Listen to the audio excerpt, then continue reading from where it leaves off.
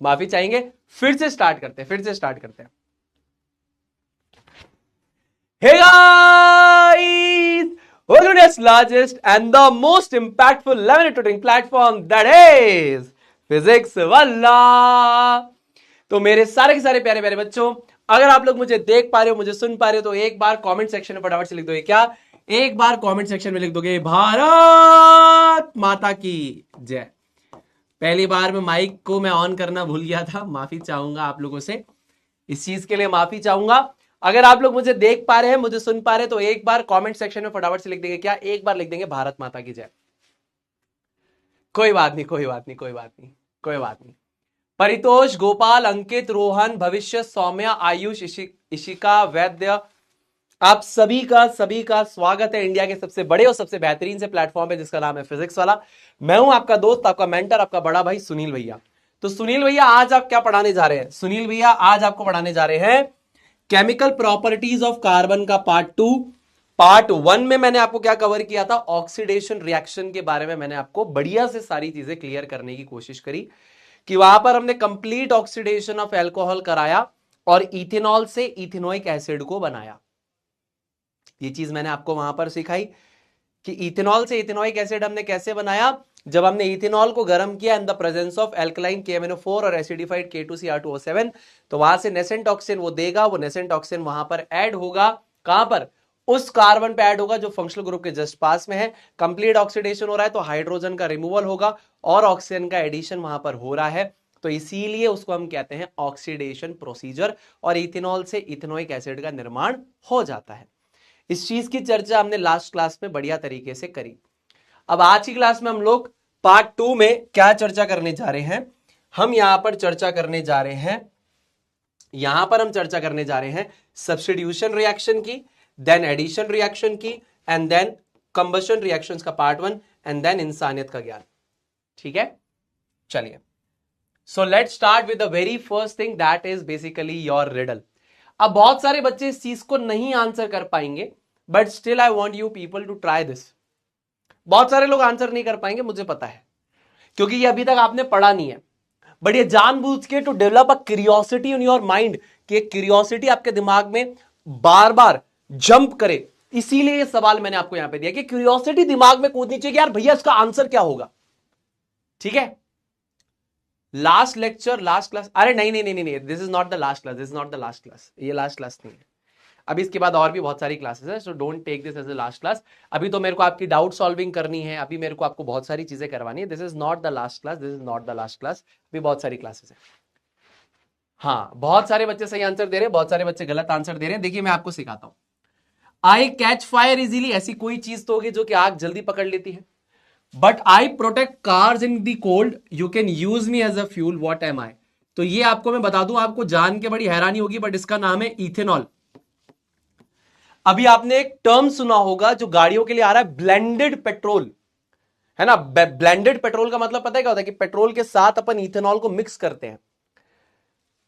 तो यहां पर जो इथेनॉल होता है ना, बहुत बढ़िया है, क्योंकि इथेनॉल से बेसिकली जब इथेनॉल को अपन जलाएंगे, मैं आपको अभी पढ़ाऊंगा, इस क्लास में तो नहीं, आगे आने वाली क्लासेस में, तो उससे जो गैसेज इमिट होती है ना, वो बेसिकली बहुत कम है as compared to that of petrol. Petrol से बहुत सारी मतलब अपन कहते हैं जैसे ऑक्साइड्स ऑफ नाइट्रोजन और सल्फर, तो थोड़ी सी हार्मफुल गैसेज ज्यादा है ये। लेकिन इथेनॉल के कंपैरिजन में अगर हम देखें तो इथेनॉल में कम हार्मफुल गैसेज रिलीज होती है। और दूसरा मैं आपको बता दूं कि भैया जहां पर ठंड वगैरह इलाके होते हैं ना, तो वहां पर इथेनॉल का इस्तेमाल किया जाता है, क्योंकि इसका फ्रीजिंग पॉइंट बहुत कम है, तो इसीलिए इसका इस्तेमाल किया जाता है कि भैया ठंडे इलाकों में इसको फ्यूल की तरह यूज करेंगे तो जमता नहीं है आसानी से। तो ये बहुत ही बेहतरीन सा फ्यूल है, ठीक है ना, इथेनॉल। इसके बारे में अपन और डिटेल में चर्चा करेंगे, जब अभी आप इसके बारे में और जानेंगे तो आपके मुंह से भी निकलेगा वाह वाह कि सुनील भी आप बिल्कुल सही कह रहे हो, मजा आ रहा है इथेनॉल के बारे में जानने में। ठीक है जी। अब देखिए लास्ट क्लास में थोड़ा क्या जाना था उसके बारे में एक छोटा सा रिकैप आपको यहां पर दे देता हूं। एक छोटा सा रिकैप मैं आपको यहां पर दे रहा हूं, ध्यान से सुनिएगा। तो यहां पर मैंने आपको क्या बताया था ऑक्सीडेशन में, कि ये मेरे पास क्या है CH3, फिर ये मेरे पास क्या था CH2, और ये मेरे पास था OH, CH3 CH2 OH था। इसकी रिएक्शन जैसे ही मैंने एल्कलाइन KMnO4, ध्यान से सुनिए बेटा, एल्कलाइन KMnO4 या फिर एसिडिफाइड K2Cr2O7, एसिडिफाइड K2Cr2O7 इनकी प्रेजेंस में रख के अगर इसको हीट किया, इथेनॉल को एल्कलाइन KMnO4 या एसिडिफाइड K2Cr2O7 की प्रेजेंस में रखकर हमने हीट किया था। याद है ना हीट कैसे किया था? हमने यहां पर एक लिया था बीकर, उस बीकर के अंदर लिया गर्म पानी, उस गर्म पानी के अंदर हमने क्या किया, टेस्ट ट्यूब को डाला, टेस्ट ट्यूब के अंदर बेसिकली हमने क्या लिया था, इथेनॉल को लिया था, और इथेनॉल बेसिकली हमारा कैसा लिक्विड है, कलरलेस लिक्विड है। याद आ रहा है? लास्ट क्लास में आपको मैंने बताया, जी आपने बताया था। अब इसके अंदर हम drop by drop alkaline KMnO4 या एसिडिफाइड K2Cr2O7 को डालेंगे और हम हीट कर रहे हैं। हीट कैसे कर रहे हैं? गर्म पानी से हीट कर रहे हैं। तो यहां पर ये जो ऑक्सीडाइजिंग एजेंट्स है ये अपने अंदर से क्या करेंगे, बिकॉज ऑफ दीज मीडियम्स ये अपने अंदर से ऑक्सीजन, कौन सा, नेसेंट ऑक्सीजन को रिलीज करेंगे। तो ये ऑक्सीडाइजिंग एजेंट्स क्या करेंगे, ऑक्सीजन को रिलीज करेंगे। This is basically the nascent oxygen. और ये नेसेंट ऑक्सीजन कहां पर अटैक करेगी, फंक्शनल ग्रुप के पास वाले कार्बन के ऊपर अटैक करेगी, दोनों को हाइड्रोजन को उड़ाएगी। तो यहां पर हमारे पास प्रोडक्ट क्या बनता है, ये मैंने आप सभी को बताया कि ये यहां पर CH3 तो रहेगा ही रहेगा, ठीक है ना। उसके बाद ये कार्बन, आपने दोनों हाइड्रोजन उड़ा दिए तो कार्बन को जो दो बॉन्ड बनाने हैं वो किससे बनाएगा, इस ऑक्सीजन के साथ बनाएगा। उसके बाद आपका ये OH तो रहेगा ही रहेगा, प्लस यहां के दो हाइड्रोजन और एक ऑक्सीजन, ये दो हाइड्रोजन और एक ऑक्सीजन मिलके यहां पर क्या बना देंगे, पानी बना देंगे। तो ये यहां पे कौन सा सब्सटेंस है, that is called as the ethanoic acid. ये कौन सा सब्सटेंस है, ये इथेनोइक एसिड है। ये भी आपका एक कलरलेस लिक्विड है। कैसा लिक्विड है, कलरलेस लिक्विड है। बात समझ में आ रही है क्या? जी समझ में आ रही है। तो जैसे हम लोग वाटर बाथ यानी कि गर्म पानी के अंदर टेस्ट ट्यूब को डालेंगे जिसके अंदर इथेनॉल है, और फिर drop by drop alkyne KMnO4 या एसिडिफाइड K2Cr2O7 डालेंगे, तो यहां पर ये नेसेंट ऑक्सीजन को रिलीज करेंगे। जो ऑक्सीजन यहां पर उस कार्बन को अटैक करेगा जो कि फंक्शनल ग्रुप के जस्ट पास वाला कार्बन है, दोनों हाइड्रोजन को हटा देगा और यहां पर एक ऑक्सीजन आ जाएगा। अब दो में से एक ऑक्सीजन बचा हुआ है और ये दो हाइड्रोजन ये मिलकर यहां पर बना लेंगे पानी। ये हमारे पास कहलाती है ऑक्सीडेशन रिएक्शन। अब ये ऑक्सीडेशन कैसे, आप ये भी समझिए, इससे रिमूवल ऑफ हाइड्रोजन हो रहा है और एडिशन ऑफ ऑक्सीजन हो रहा है। अगर आप यहां पे ध्यान से इस चीज को ऑब्जर्व कर पा रहे हैं, यहां पर अगर आप ध्यान से ऑब्जर्व कर पा रहे हैं तो देखिए दोनों एक साथ हो रहा है, removal of hydrogen and addition of oxygen दोनों एक साथ हो रहा है। मैंने ऑक्सीडेशन पढ़ाते समय ही आपको बताया था। आपको मेरी बात समझ में आ रही है कि नहीं आ रही है? हाइड्रोजन रिमूव हो गए, ऑक्सीजन ऐड हो गया, दोनों एक साथ हो रहा है, तो ऑक्सीडेशन हुआ कि नहीं हुआ? ऑक्सीडेशन हुआ कि नहीं हुआ? This is called as the oxidation. हाँ या ना, इतनी मेरी को बात बताइए, इतनी बात समझ में आई? यस। तो इथेनॉल ऑक्सीडाइज होकर इसमें कन्वर्ट हुआ है और ये रिड्यूस होकर कन्वर्ट होता है MnO2 के अंदर। फर्दर और भी प्रोडक्ट्स बनते हैं, हम उस पर फोकस अभी नहीं कर रहे हैं। और ये केस मैंने बताया एल्कलाइन KMnO4 का, इसका केस नहीं बताया। आपके सिलेबस में सिर्फ इतना दे रखा है। तो ये इथेनॉल है मेरे दोस्त, इसको जब हमने एल्कलाइन KMnO4 या एसिडिफाइड K2Cr2O7 की प्रेजेंस में हीट किया, ये नेसेंट ऑक्सीजन रिलीज करेगा। ये ऑक्सीजन उस कार्बन को अटैक करेगा जो फंक्शनल ग्रुप के पास वाला कार्बन है। उसके बाद यहां से दोनों हाइड्रोजन गए, कार्बन को दो बॉन्ड बनाने हैं, सीधा डबल बॉन्ड बनाएगा ऑक्सीजन के साथ। कार्बन के देखिए 4 बॉन्ड्स कंप्लीट हो चुके हैं। ये दो हाइड्रोजन इस बचे हुए ऑक्सीजन के साथ मिलकर यहां पर बनाएंगे H2O। मैं कामना करता हूं कि जो मैं यहां पर बोल रहा हूं मेरे दोस्तों को समझ में आ रहा है। तो यहां से अगर हम यहां आते हैं तो रिमूवल ऑफ हाइड्रोजन हो रहा है और साथ ही साथ एडिशन ऑफ ऑक्सीजन हो रहा है। तो दोनों को अगर इस साथ में हो रहा है, so that is called as the oxidation. कामना करता हूं आपको समझ में आया होगा।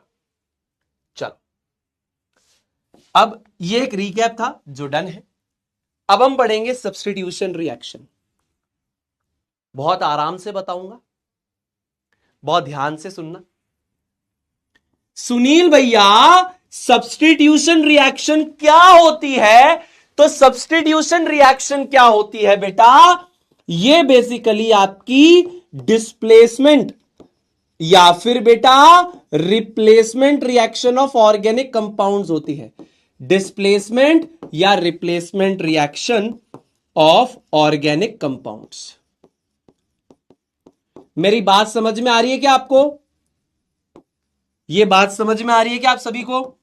This is nothing but the displacement और the replacement reaction of the organic compounds. So what is this substitution reaction? Substitution reaction is nothing but, ये बेसिकली एक तरीके से आप समझ सकते हैं कि डिस्प्लेसमेंट या रिप्लेसमेंट रिएक्शन है ऑर्गेनिक कंपाउंड्स की. जैसे डिस्प्लेसमेंट रिएक्शन में क्या हो रहा था कि एक पर्टिकुलर एलिमेंट दूसरे एलिमेंट को डिस्प्लेस करता है, उसी प्रकार दोस्तों सब्स्टिट्यूशन रिएक्शन में भी एक पर्टिकुलर एटम दूसरे पर्टिकुलर एटम को रिप्लेस करता है. उसमें ग्रुप ऑफ एटम्स भी हो सकते हैं या एक सिंगल एटम भी हो सकता है. यानी एक एटम दूसरे एटम को रिप्लेस कर रहा है या एक एटम ग्रुप ऑफ एटम्स को रिप्लेस कर रहा है या ग्रुप ऑफ एटम्स रिप्लेसमेंट कर रहे हैं. समझ रहे हैं आप कि भाई एक एटम को रिप्लेस कर रहा है या फिर ग्रुप ऑफ एटम्स को रिप्लेस कर रहे हैं. That is the substitution reaction. सरल भाषा में यह डिस्प्लेसमेंट या रिप्लेसमेंट रिएक्शन है ऑर्गेनिक कंपाउंड्स की. ठीक है सुनील भैया, इसके बारे में थोड़ा सा और समझाएंगे तो आपको ज्यादा हमें अच्छे से समझ में आएगा.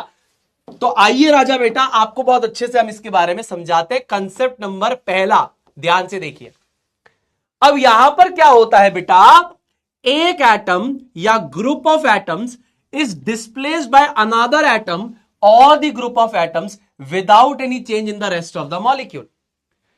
यानी कि एक एटम या group of atoms, one atom और द ग्रुप ऑफ एटम्स, एक एटम या group of atoms is displaced by another atom और the group of atoms.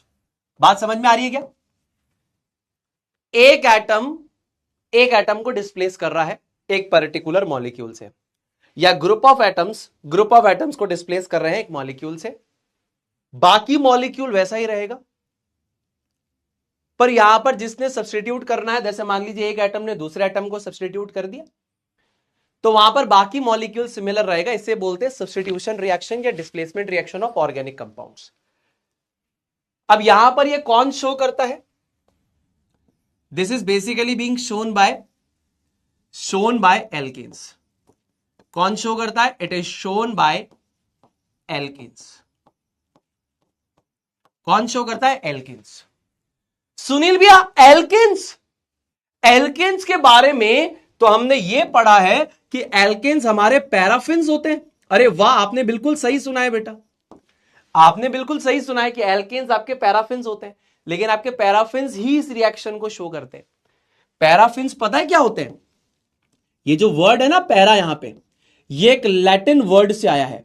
This is come from a Latin word called parum. ये किससे आया है बेटा? Parum से आया है. And parum means little. And affinis का मतलब आपको पता है, जैसे पैराफिन्स, तो ये एफिन्स का मतलब क्या होता है? रिएक्टिविटी. ठीक है ना?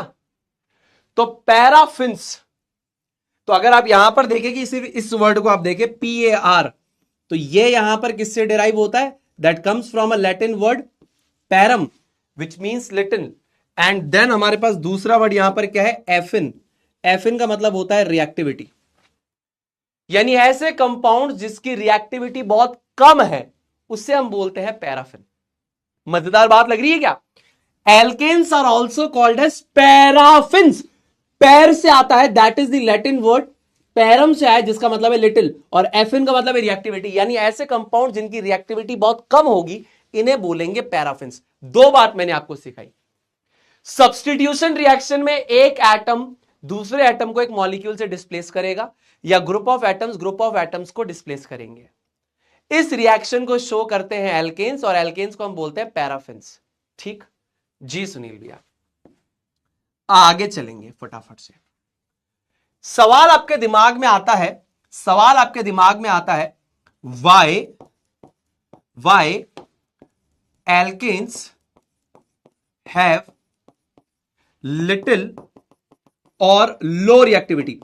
अगर नहीं आ रहा है तो दिक्कत है, अगर सवाल आ रहा है दिमाग में तब मेरे दोस्त बहुत बढ़िया है.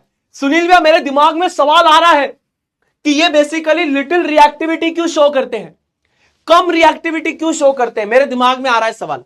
तो आइए मैं आपको इसका आंसर देता हूं. इसका आंसर क्या है? बड़ा ही सरल सा आंसर है. Because because they have, alkanes have strong single covalent bonds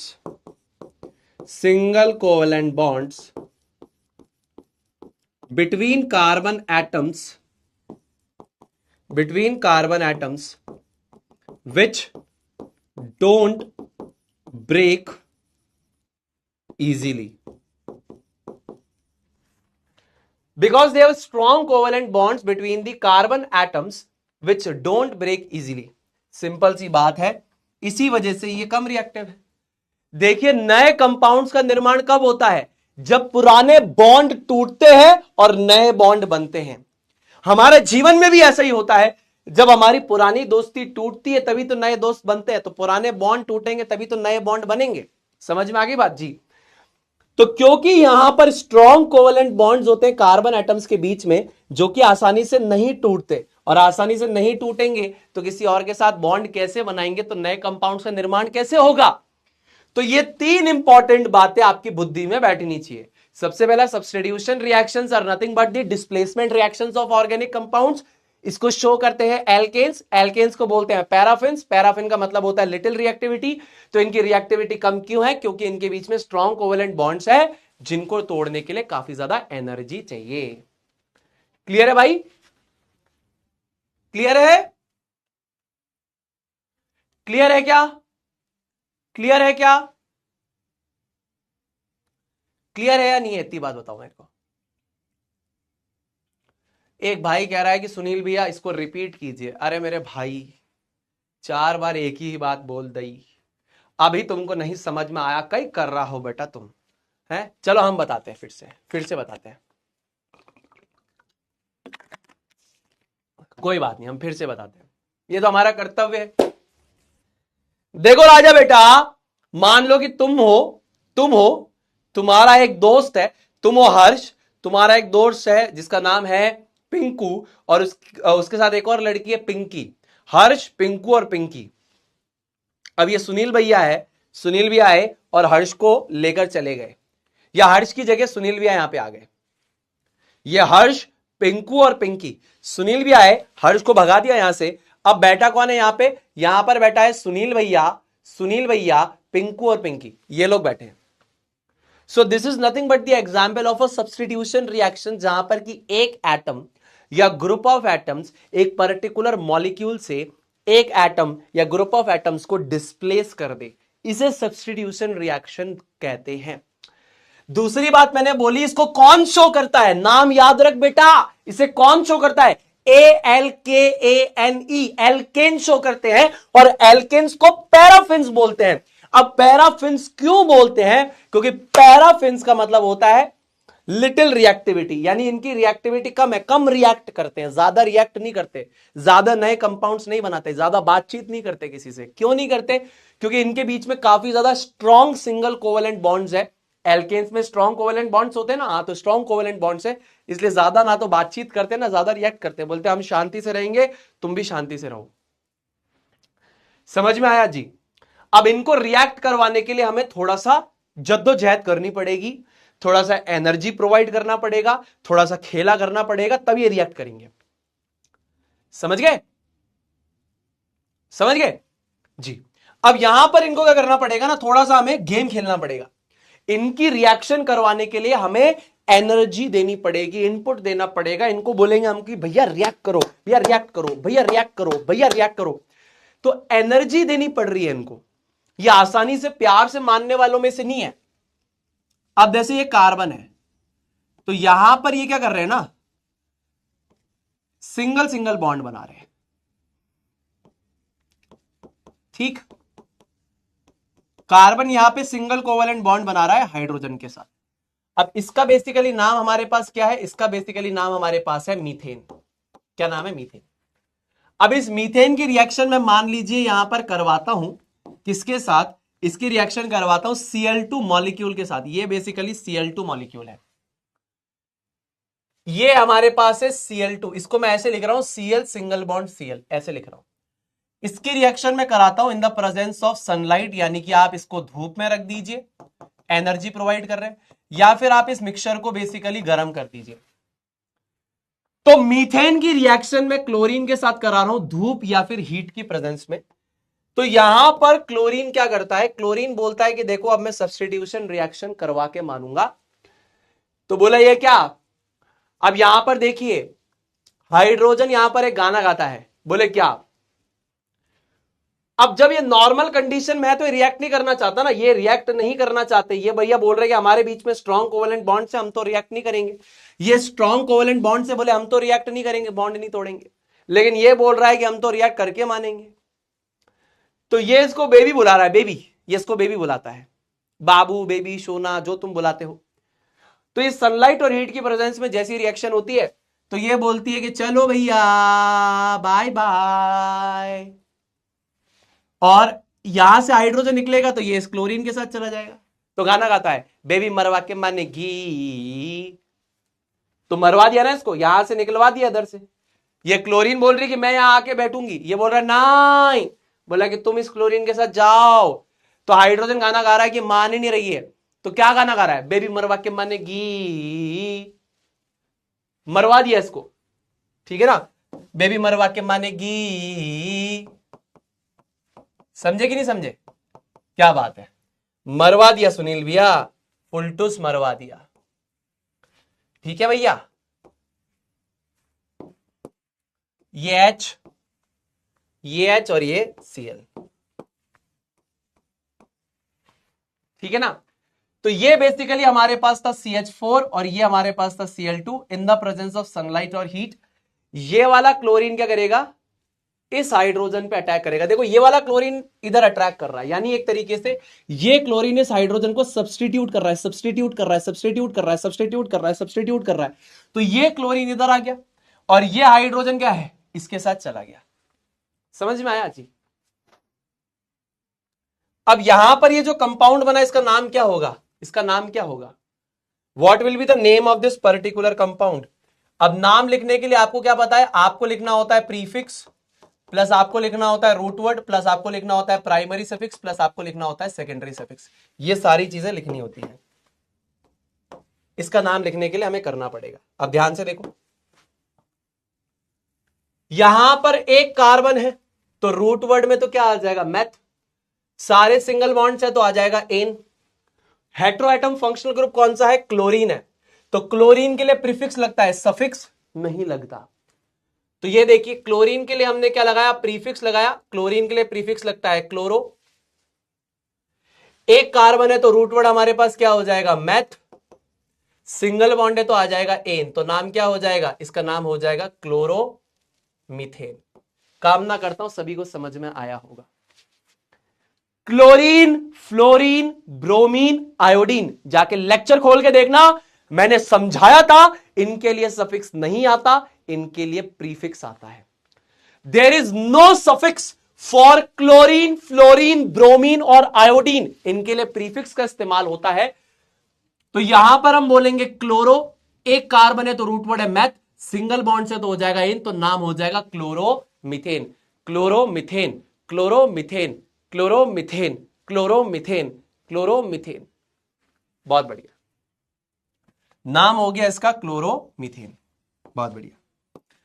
अभी भी देखो क्लोरीन नहीं मानेगा, कहेगा अभी भी रिएक्शन होगी। अब ये तो बेसिकली क्या है, रिएक्शन चलती ही जा रही है भाई। मीथेन की रिएक्शन आपने क्या करा कि मीथेन के साथ अपने क्लोरीन को डाल दिया है और बेसिकली सनलाइट और हीट की प्रेजेंस में रिएक्शन हो रही है, तो पहला प्रोडक्ट मान लीजिए ये बना और HCl गैस बनी। अब फर्दर जो है ये रिएक्शन तो चलती जाएगी, एक मिक्सचर, एक मिश्रण है तो रिएक्शन तो चलती जाएगी। अब देखिए क्लोरीन का दूसरा मॉलिक्यूल मान लीजिए आ चुका है, अब उसके हत्थे कौन चढ़ेगा, उसके हत्थे ये चढ़ गया। एक और क्लोरीन का मॉलिक्यूल आ गया, उसके हत्थे कौन चढ़ गया, उसके हत्थे ये चढ़ गया। तो हमने इस मिक्सचर को धूप में रखा हुआ है या बेसिकली हम इस मिक्सचर को गर्म कर रहे हैं, जी बिल्कुल। अब इस क्लोरीन का दिमाग इस हाइड्रोजन पे चढ़ रहा है, तो ये बोलेगा कि भैया हम तुम्हारी जगह पे आ जाएं क्या, आ जाएं क्या। ये गाना गाएगा बेबी मरवा के मानेगी, बेबी मरवा के मानेगी। इसको मरवा दिया ना इसने, इसको मरवा दिया, इसको मरवा दिया।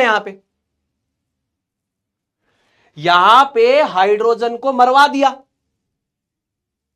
ठीक है ना, यहां पे मरवा दिया हाइड्रोजन को, भाई यहां से हटा दिया तो मरवा दिया इसको। मरवा दिया, you are dead, you are killed. यही है ना बेबी मरवा के माने की भाई मरवा दिया, उसको खत्म करवा दिया, किल करवा दिया, dead. This hydrogen is killed बोल रहा है, यहां पर मैं आ जाऊंगा, तुम यहां से निकल जाओ, दिस इज किल्ड। ठीक है ना। तो ये हाइड्रोजन क्या बोल रहा है, हाइड्रोजन बोल रहा है कि you have killed me, you have killed me. ठीक है ना, यू हैव किल्ड मी। तो ये इसको मार देगा, इसने इसको मार दिया, समझ रहे हो, इसने इसको मार दिया। तो यहां पर हमारे पास क्या आ जाएगा, you have one chlorine atom here, you have another chlorine atom here, और यहां पर साथ में हमारे पास क्या आ जाएगा, ये H और ये Cl साथ में आ जाएगा, this H and this Cl is together. समझ में आ रहा है क्या, क्लियर हो रहा है क्या। ये इसको मरवा देगा, ये हाइड्रोजन क्या है, मर गया यहां पर, बोल रहा है ठीक है भैया, हम इस कंपाउंड में जिंदा थे, इस क्लोरीन ने यहां पर हाइड्रोजन लिया और ये H और Cl साथ में अलग हो गए, मरवा दिया, बोले हमको मार दिया, हमको खत्म कर दिया। ठीक है, अब इसका जो नाम है वो बेसिकली क्या हो जाएगा, इसको मरवा दिया, ये हमना हाइड्रोजन जो है भैया किल हो गया। समझ रहे हो ना, ये यहां पर इसको सब्स्टिट्यूट करेगा तो ये हाइड्रोजन इस क्लोरीन के साथ चला जाएगा, तो H और Cl मरवा ही दिया भैया, इसको पूरी तरीके से खत्म करा दिया। हम तो जिस कंपाउंड में जिंदा थे तुमने हमको वहां से हटा दिया। चलो कोई बात नहीं। अब देखिए राजा बेटा, दो क्लोरीन के एटम्स है, तो ये बेसिकली हमारे पास क्या हो जाएगा, दैट विल बी डाइक्लोरो, एक कार्बन है तो मैथ और फिर हो जाएगा एन, डाइक्लोरोमीथेन। ठीक है ना, मरवा दिया इसको भैया ने, तो हमारे पास हो गया ये डाइक्लोरोमीथेन। अब इसको फिर से जान देंगे हम, ठीक है ना। अब ये दोनों हाइड्रोजन डर रहे हैं कि भैया हमको भी मार दिया जाएगा। अभी समझे ना, यहां पे डाइक्लोरोमीथेन क्यों लिखा, क्योंकि दो क्लोरीन है तो डाइक्लोरो, एक कार्बन है तो मैथ और सिंगल बॉन्ड है तो एन, दो क्लोरीन है तो डाइक्लोरो, एक कार्बन है तो मैथ और सिंगल बॉन्ड है तो एन। अब बाकी के दो हाइड्रोजन भी डर रहे कि अरे यार भैया मर जाएंगे, अरे यार भैया मर जाएंगे, अरे यार भैया मर जाएंगे, अरे यार भैया मर जाएंगे। तो यहां पर भी ये हाइड्रोजन भी मरने के लिए तैयार है। बोले क्या आप मरने के लिए तैयार है, बोले नहीं, बोले ये बेबी आपको मारेगी। ओके ठीक है मार दो। बोले ये आपको किल करने के लिए तैयार है, बोले अब आपको ये किल कर देगी। ओके, ये हाइड्रोजन और ये हाइड्रोजन डर में है कि भैया हमको मत मारिएगा। क्लोरीन कह रही बेटा तुमको भी मारेंगे, सबको यहां पर क्या कर देंगे, सबको सब्स्टिट्यूट करेंगे, डिस्प्लेस करेंगे। कामना करता हूं मेरे सारे दोस्तों को छोटी छोटी बातें समझ में आ रही है। अब क्लोरीन का अगला टारगेट ये हाइड्रोजन है, कह रहा बेटा अब तुम्हारे साथ तुमको डिस्प्लेस करेंगे और तुम यहां पर, ये इधर आ जाएगा तो ये हाइड्रोजन इस Cl के साथ चला गया, तो मेरे दोस्त यहां पर क्या हो जाएगा, ये कार्बन हो गया, ये बेसिकली हाइड्रोजन हो गया, और यहां पर हमारे पास क्या हो गया, यहां पर हमारे पास हो गया Cl Cl Cl। देख रहे हो, इसको भी किल कर दिया, इसको भी किल कर दिया, ओ भैया इसको भी मरवा दिया, हाँ जी भैया। तो ये हाइड्रोजन और ये Cl चले गए साथ में। ठीक है भैया, जी सुनील भैया, जी सुनील भैया, इसको भी किल करवा दिया हमने, that is also killed, that is also killed. ये भी हमारा क्या हो गया, किल हो गया। कामना करता हूं सभी को ये बात समझ में आ रही है, इसको भी किल कर दिया। मतलब सबसे पहले हमने यहां से स्टार्ट किया था, ये हाइड्रोजन को क्लोरीन ने क्या किया, भैया हम यहां आएंगे तुम यहां पे Cl के साथ चले जाओ, तो ये बना हमारे पास क्लोरोमीथेन। अब क्लोरोमीथेन के अंदर क्या हुआ, क्योंकि ये मिक्सचर है ना, आपने मीथेन लिया और क्लोरीन का एक मिक्सचर लिया, यानी कि इन दोनों का आपने मिक्स किया है, in the presence of sunlight और हीट आपने रख दिया है, तो ये जो क्लोरीन है यहां पे हाइड्रोजन पे अटैक कर रहा है, तो it will form chloromethane and साथ में HCl। अब फर्दर क्योंकि ये तो वहीं पे अवेलेबल है, क्लोरीन भी अवेलेबल है, तो ये यहां पे इस हाइड्रोजन पे अटैक करेगी, फिर ये इसके साथ चला जाएगा तो HCl, फिर फर्दर ये क्लोरीन इस हाइड्रोजन को अटैक करेगी, तो यहां पर क्या आ जाएगा, यहां पर भी Cl आ गया, और ये वाला जो हाइड्रोजन है इस क्लोरीन के साथ जाके HCl बना लेगा। अब यहां पर इसका नाम क्या हो जाएगा, हमारे पास तीन है ना हमारे पास, तो इसका नाम हो जाएगा ट्राइक्लोरो। तीन क्लोरीन के एटम है तो हो जाएगा ट्राइक्लोरो, और एक कार्बन है तो ये मैथ और सिंगल बॉन्ड है तो एन, तो ट्राइक्लोरोमीथेन। इसका कॉमन नेम हमारे पास होता है क्लोरोफॉर्म। कामना करता हूं जितनी बातें बोल रहा हूं उतनी बातें आपकी बुद्धि में बैठ रही है, ठीक। और लास्ट, अब ये फर्दर ये भी रिएक्ट करेगा, तो लास्ट कार्बन है, अब हाइड्रोजन, लास्ट हाइड्रोजन बोल रहा है कि बेबी मार ही दो, इतनी देर से आप सबको मार ही रहे हो, अब मेरा टर्न है, अब मुझे भी मार ही दो। ये हाइड्रोजन कह रहा भैया मार दो हमको, हमको मार दीजिए, कोई दिक्कत नहीं है, अब हम मरने के लिए तैयार हैं।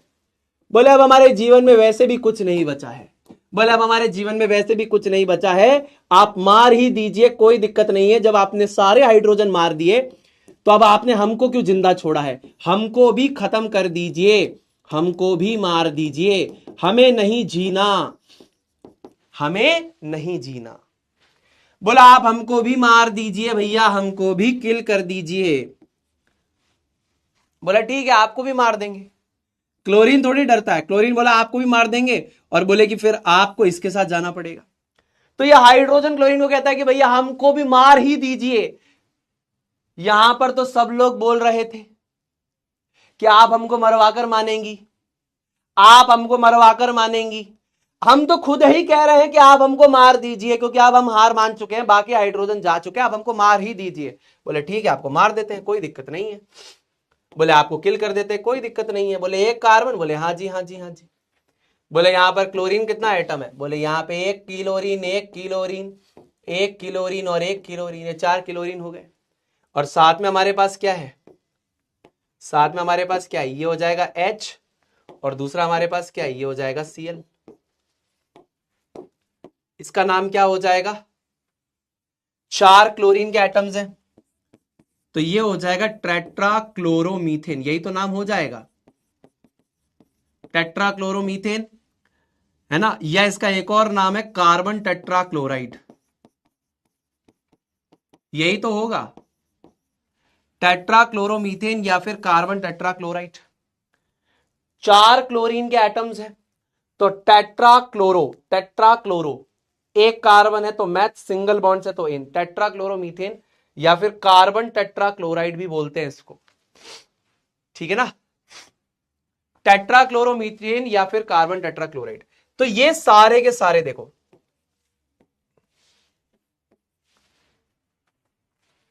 ठीक है ना भैया जी।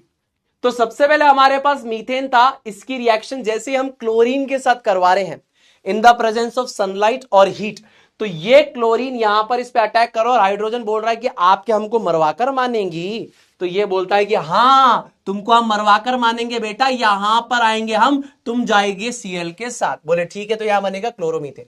अब ये फर्दर इस क्लोरीन के साथ रिएक्ट करेगा, ये हाइड्रोजन इस क्लोरीन को बोलेगा क्या आप हमको मरवाकर मानेंगी, तो ये क्लोरीन बोलेगा हां हम आएंगे यहां और तुम जाओगे यहां। बोले ठीक है, तो क्या बना, डाइक्लोरोमीथेन। अब फर्दर जब डाइक्लोरोमीथेन हमारे पास आया, तो इस वाले हाइड्रोजन को, ये वाला हाइड्रोजन क्लोरीन को बोलता है क्या आप हमको मरवाकर मानेंगी, तो ये बोलता है हां तुमको मरवाकर ही मानेंगे, तुम जाओगे Cl के साथ। बोले ठीक है, तो ट्राइक्लोरोमीथेन या फिर क्लोरोफॉर्म। अब ये यहां पर आया, बोले ये हाइड्रोजन बोलता है आप मार ही दीजिए, काम ही खत्म, मार दीजिए कोई बात नहीं, मार दीजिए। तो यहां पर आया क्लोरीन और ये इस क्लोरीन के साथ चला गया, तो यहां पर हमारे पास आ गया HCl और ये बन गया टेट्राक्लोरोमीथेन या कार्बन टेट्राक्लोराइड। अब ये मिक्सचर ऑफ कंपाउंड्स एक साथ अवेलेबल होते हैं, जिसको फर्दर फ्रैक्शनल डिस्टिलेशन से अलग किया जाता है, ठीक है। तो this is nothing but the example of a substitution reaction, ठीक है जी सुनील भैया, ये है सब्स्टिट्यूशन रिएक्शन। कामना करता हूं सभी को समझ में आई होगी, ठीक है ना। तो लिख दीजिए आए भैया। इसको याद कैसे करेंगे, ये कौन सी रिएक्शन है, इसको याद कैसे करेंगे, आप हमको मरवाकर मानेंगी क्या, वो वाली रिएक्शन, क्या आप हमको मरवाकर मानेंगी क्या, तो क्लोरीन बोलेगी हां, ऐसे याद रखना, ठीक है। चलो, ब्लॉक ऑल द स्टूडेंट्स, क्यों भाई किसको ब्लॉक करना है, कुछ भी। एक भाई कह रहा सारे स्टूडेंट्स को ब्लॉक कर दो, क्यों ब्लॉक कर दे भाई, कैसी कैसी बातें कर रहे हो यार। सर क्लोरीन बार बार कैसे आ रहा है, अरे मेरे भाई एक बात मुझे बताइए, आप एक छोटी सी बात बताइए, छोटी सी मुझे बात बताइएगा। जब मैंने मीथेन का एक मॉलिक्यूल यहां पर मीथेन गैस को लिया होगा, मीथेन गैस को लिया होगा और क्लोरीन को लिया होगा, तो क्या एक ही मॉलिक्यूल होगा क्लोरीन का, मैं आपसे पूछता हूं, मुझे इतनी सी बात आप खुद अपने दिमाग से समझाओ कि क्या एक ही क्लोरीन का मॉलिक्यूल होगा। ऑब्वियसली ऐसा तो पॉसिबल नहीं है, हजारों मॉलिक्यूल्स होंगे, मैं कोई गिन के थोड़ी डालूंगा कि एक क्लोरीन का मॉलिक्यूल अंदर पटक दिया Cl2। अरे भैया हजारों Cl2 के मॉलिक्यूल्स होंगे ना एक पर्टिकुलर मिक्सचर में। अगर आपने पढ़ा है मोल कंसेप्ट, तो एक मोल अगर क्लोरीन की मैं बात करता हूं तो उसमें 6.02 इंटू 10 की पावर 23 मॉलिक्यूल्स होंगे, जो फर्दर इसके मॉलिक्यूलर मास यानी 71 ग्राम के बराबर होंगे। ठीक है, मान लो मैं 71 ग्राम क्लोरीन ले लेता हूं, तो 71 ग्राम क्लोरीन में कितने मॉलिक्यूल्स होंगे? 6.02 इंटू 10 की पावर 23 मॉलिक्यूल्स होंगे। ये तो एक ही मॉलिक्यूल है ना। तो ये हम ये बता रहे हैं कि सबसे पहला मॉलिक्यूल मीथेन से रिएक्ट करके ये प्रोडक्ट बना रहा है। अब और जो क्लोरीन के मॉलिक्यूल इधर उधर भटक रहे होंगे, उसने इसको पकड़ लिया होगा, किसी मॉलिक्यूल ने इसको पकड़ लिया होगा, किसी मॉलिक्यूल ने इसको पकड़ लिया होगा, तभी तो ये मिक्सचर ऑफ सब्सटेंसेस बन रहा है। तो यहां पे क्या एक ही क्लोरीन का मॉलिक्यूल थोड़ी डाला था हमने रिएक्शन में? समझे आप मेरी बात? आप मेरी बात समझे या नहीं समझे इतना बताओ। एक मॉलिक्यूल थोड़ी होगा, मल्टीपल मॉलिक्यूल्स होंगे। अब मान लो सबसे पहले मॉलिक्यूल ने इसके साथ इंटरेक्ट किया, तो जैसे ये बना दूसरा मॉलिक्यूल भटक रहा था, वो इसके साथ चिपक गया, रिएक्ट कर लिया। समझे? तीसरा मॉलिक्यूल आया, वो इससे रिएक्ट कर गया, चौथा इससे कर गया, ऐसे कंटिन्यूसली रिएक्शन चलती जा रही होगी। समझ में आया कि नहीं आया? पहले ये डाउट क्लियर करता हूं मैं आपका। ये वाला क्लियर हुआ? सर वॉरियर को नोट्स कहां से मिलेगा? ऐप के ऊपर मिल जाएगा। You are the best, thank you so much, love you are the world's greatest teacher, thank you so much Shahid मेरे भाई। What is the colour of K2Cr2O7? ये ऑरेंजिश कलर का होता है, ऑरेंज है ना, ऑरेंज कलर का होता है। और what is the value of 1 proton? कौन सी वैल्यू मेरे भाई? मास की वैल्यू 1.67 इंटू 10 की पावर -27 kg होती है। उसका रिलेटिव चार्ज +1 होता है। एब्सोल्यूट चार्ज प्लस 1.6 इंटू 10 की पावर -19 कूलम होता है। आपका सवाल मैं समझ नहीं पाया, पर मैंने आपको जो पॉसिबल वैल्यूज थी वो सारी बता दी। भाई लोग कोई सिंगल लड़की पहचान में है तो नंबर देना ना। कौशिक पाठक, क्या बात है बेटा, दोनों ही तुम एक साथ सरनेम ही लगा के आ गए हैं और ऐसी बातें कर रहे हो। अच्छा लगता है, दिल से बताइए, ऐसा अच्छा लगता है? मान लीजिए आपकी माता बहन कोई होती यहां पर और ये ऐसा मैसेज देखती किसी की माता बहन, या आपकी माता बहन ही देख लेती, तो अच्छा लगता है ऐसा? हमें संसार को सभ्य समाज बनाना है ना। इस प्रकार की बातें अगर हम करेंगे तो हमारा समाज कैसे सुरक्षित रहेगा? कैसे हमारी बेटियां सुरक्षित महसूस करेंगी इस प्रकार की बातों से?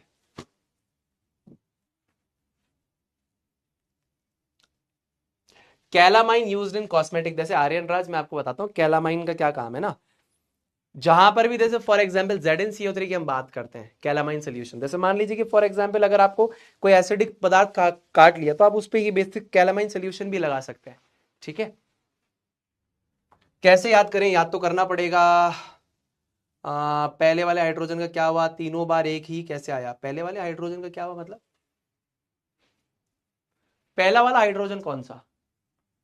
ये मेरे भाई Cl के साथ HCl बना लेगा, फिर ये HCl बना लेगा, तो यहां पर मिक्सचर ऑफ HCl बनता ही रहेगा, ये आपको याद रखना पड़ेगा। ठीक है, वॉरियर केमिस्ट्री कल से चालू होगा, ब्रांडेड आदित्य गुप्ता, कल अपना पहला चैप्टर आएगा। ठीक है, ठीक है सर। डिस्प्लेसमेंट तब होता है जब एक मोर रिएक्टिव है, तो chlorine is more reactive than hydrogen.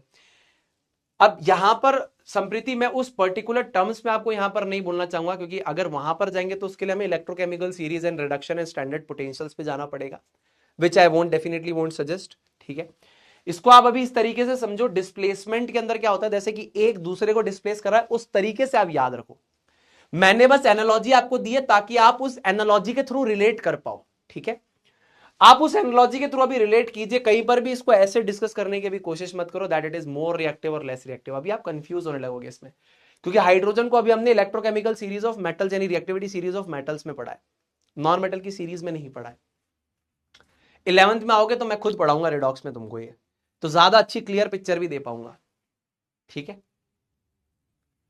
चलो कोशिश कर रहा हूं मैक्सिमम डाउट्स में यहां पर क्लियर करता जाऊं। ऑर्गेनिक केमिस्ट्री टफ, सफीका नॉट टफ, याद करने वाला ज्यादा है। ठीक है बेटा, चलो आइसोमर बनाना सिखा दो, स्कूल में क्वेश्चंस दे रहे हैं, जितने मैंने बताए वो तो आप बनाकर देखिए, जो कोर्स में है वो आप बनाकर देखिए।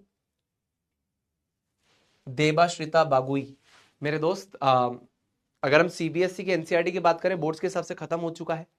अगर आप स्टेट बोर्ड के छात्र हो तो मैं आइसोमर्स का एक्स्ट्रा लेक्चर अपलोड करवा दूंगा। ठीक है, उसके लिए टेंशन मत लीजिए। चलो सर, HCl हाइड्रोक्लोरिक एसिड है कोई और सब्सटेंस है? HCl अगर गैसियस फॉर्म में है तो हाइड्रोजन क्लोराइड गैस होती है, पानी में डिसॉल्व होने के बाद हाइड्रोक्लोरिक एसिड कहलाती है। प्रज्ञा मेरी प्यारी बेटा, क्लोरीन इसमें है, ठीक है, ठीक ठाक था। तो जब ये 4 हाइड्रोजन को डिस्प्लेस कर देगा तो फिर बची हुई क्लोरीन का क्या होगा? देखिए रिया इस चीज के बारे में आपको बताते हैं बेटा, इस चीज के बारे में आपको बताते हैं। यहां पर जैसे मान लीजिए कि आपने बोला कि ये वाली चीज बनी, पर एक साथ तो ऐसा नहीं होगा, एक साथ तो ऐसा नहीं होगा। मान लीजिए कि इसके हमारे पास 1 लाख मॉलिक्यूल्स हैं और इसके भी 1 लाख है। तो सबसे पहले मॉलिक्यूल ने इससे इंटरेक्ट करके ये बनाया। अब इससे मान लीजिए दूसरा मॉलिक्यूल इंटरेक्ट कर रहा है, तब तक तीसरा वाला फिर इससे रिएक्ट करके ये बना रहा होगा। तो ये कंटिन्यूअसली चलती रहती है और फाइनल प्रोडक्ट हमारे पास क्या होगा? ये फाइनल प्रोडक्ट हमारे पास होंगे, ये पूरी तरीके से कंज्यूम हो जाएंगे। तो ये हमारे पास फाइनल प्रोडक्ट्स बचेंगे। ठीक है, चलो now let's talk about the addition reaction. ठीक है ना, now let's talk about the addition reaction here. Addition reaction के बारे में थोड़ी सी चर्चा करते हैं।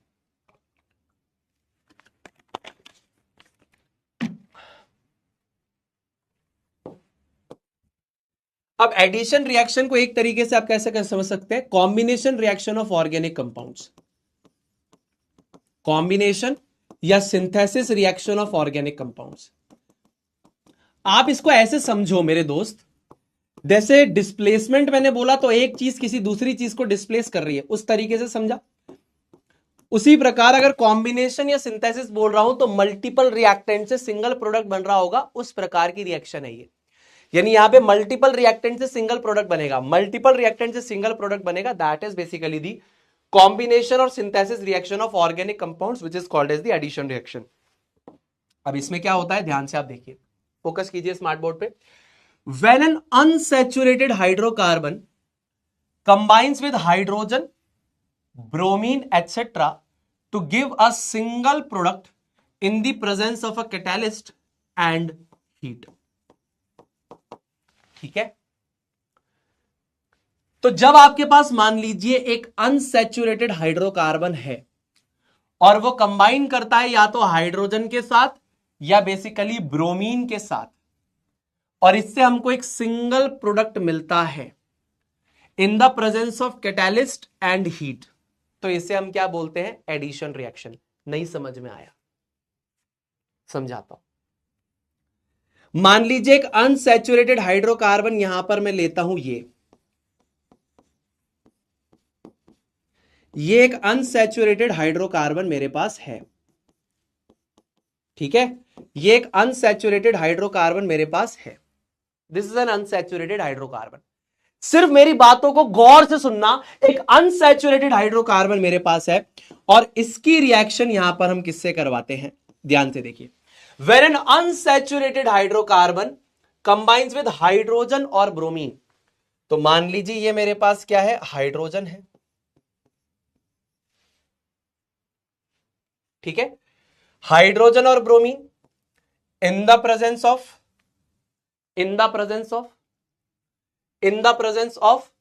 कैटालिस्ट। तो कैटालिस्ट मैं ले लेता हूं यहां पर निकल, पैलेडियम या फिर प्लेटिनम, और हीट करता हूं 200 डिग्री सेल्सियस के ऊपर। अब ये कैसे कैटालिस्ट है? ये आपके कैटालिस्ट कैसे, मैं बहुत धीरे धीरे बता रहा हूं, ध्यान से देखिए। ये आपके पॉजिटिव कैटालिस्ट है, यानी इनका काम क्या है? स्पीड ऑफ रिएक्शन को बढ़ाने का काम है। स्पीड ऑफ रिएक्शन को बढ़ाने का काम है पॉजिटिव कैटालिस्ट का। मेरी बात समझिए, ये हमारे पास क्या है? C2H4 है हमारे पास, ये हमारे पास है C2 और ये हमारे पास है H4। तो ये हमारे पास है C2H4, ये एक अनसैचुरेटेड हाइड्रोकार्बन है। इस अनसैचुरेटेड हाइड्रोकार्बन की रिएक्शन अगर हम हाइड्रोजन के साथ करवाते हैं in the presence of nickel, palladium और प्लेटिनम एट 200 डिग्री सेल्सियस, तो when unsaturated hydrocarbon combines with hydrogen और bromine to give a single product in the presence of a catalyst and heat, catalyst and heat. अब single product बनेगा यहां पे। अब देखिए कैसे, ध्यान से देखिए। मान लेता हूं कि यहां पर मेरे पास एक इलेक्ट्रॉन है और यहां पर मेरे पास एक इलेक्ट्रॉन है, तो यहां पर ये वाला बॉन्ड टूटेगा और होगा क्या? ये कार्बन है ये कार्बन है, ये हाइड्रोजन, ये हाइड्रोजन, ये हाइड्रोजन, ठीक है, हाइड्रोजन हाइड्रोजन हाइड्रोजन हाइड्रोजन, ठीक है। ये बॉन्ड यहां पर ब्रेक होगा और एक हाइड्रोजन यहां पर आपका अटैच हो जाएगा और दूसरा हाइड्रोजन यहां पर अटैच हो जाएगा।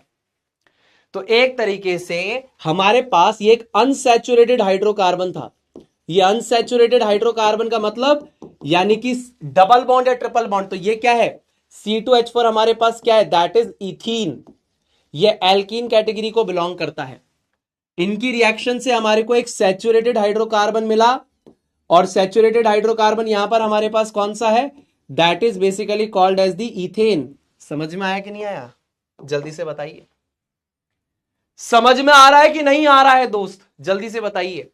ये हमारे पास यहां पर क्या है, एक अनसैचुरेटेड हाइड्रोकार्बन है यानी कि इथीन है हमारे पास, डबल बॉन्ड है। इसकी रिएक्शन हमने हाइड्रोजन के साथ कराई इन the presence of nickel, palladium और प्लेटिनम एट 200 डिग्री सेल्सियस। तो यहां पर इनका काम क्या है, स्पीड ऑफ रिएक्शन को बढ़ाने का, और साथ ही साथ यहां पर हम हीट कर रहे हैं इस पूरे मिक्सचर को।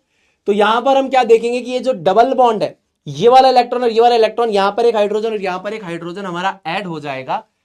तो यानी कि यहां पे मल्टीपल रिएक्टेंट से एक सिंगल प्रोडक्ट का निर्माण हुआ। So that is the reason why it is called as the combination reaction of organic compounds. देखिए, मल्टीपल रिएक्टेंट से एक सिंगल प्रोडक्ट का निर्माण हो रहा है। ठीक है बेटा, क्लियर है, क्लियर है। चलो अब देखिए, इसकी एक एप्लीकेशन हम समझते हैं, रिएक्शन की एक एप्लीकेशन है, ठीक है ना। There is an application of this particular reaction, so let's understand this. एक सेकेंड, ठीक है। अब देखिए, हमारे पास होता है वेजिटेबल ऑयल, है ना, वेजिटेबल ऑयल है हमारे पास, वेजिटेबल ऑयल है हमारे पास। मान लीजिए वेजिटेबल ऑयल में मान लीजिए आपके पास ग्राउंडनट ऑयल है या सनफ्लावर ऑयल है। फॉर एग्जाम्पल ग्राउंडनट ऑयल है या मान लीजिए आपके पास सनफ्लावर ऑयल है, ठीक है, ये आपके पास मान लीजिए है, या मस्टर्ड ऑयल है, वेजिटेबल ऑयल है। अब इसकी रिएक्शन जब हम बेसिकली हाइड्रोजन के साथ करवाते हैं in the presence of nickel, palladium और platinum at 200 degree Celsius, vegetable oil की रिएक्शन हाइड्रोजन के साथ कराते हैं in the presence of nickel, palladium, platinum at 200 degree Celsius. तो ये हमको क्या देता है, वेजिटेबल घी देता है। क्या देता है, वेजिटेबल घी। तो सबसे पहला सवाल सुनील भैया हमारे दिमाग में ये आता है, कौन सी स्टेट में है। तो मेरे दोस्त, ये लिक्विड स्टेट में हमारे पास होता है, ये हमारे पास गैस वाली स्टेट में होता है, और ये हमारे पास कौन सी स्टेट में होता है, सॉलिड स्टेट में होता है।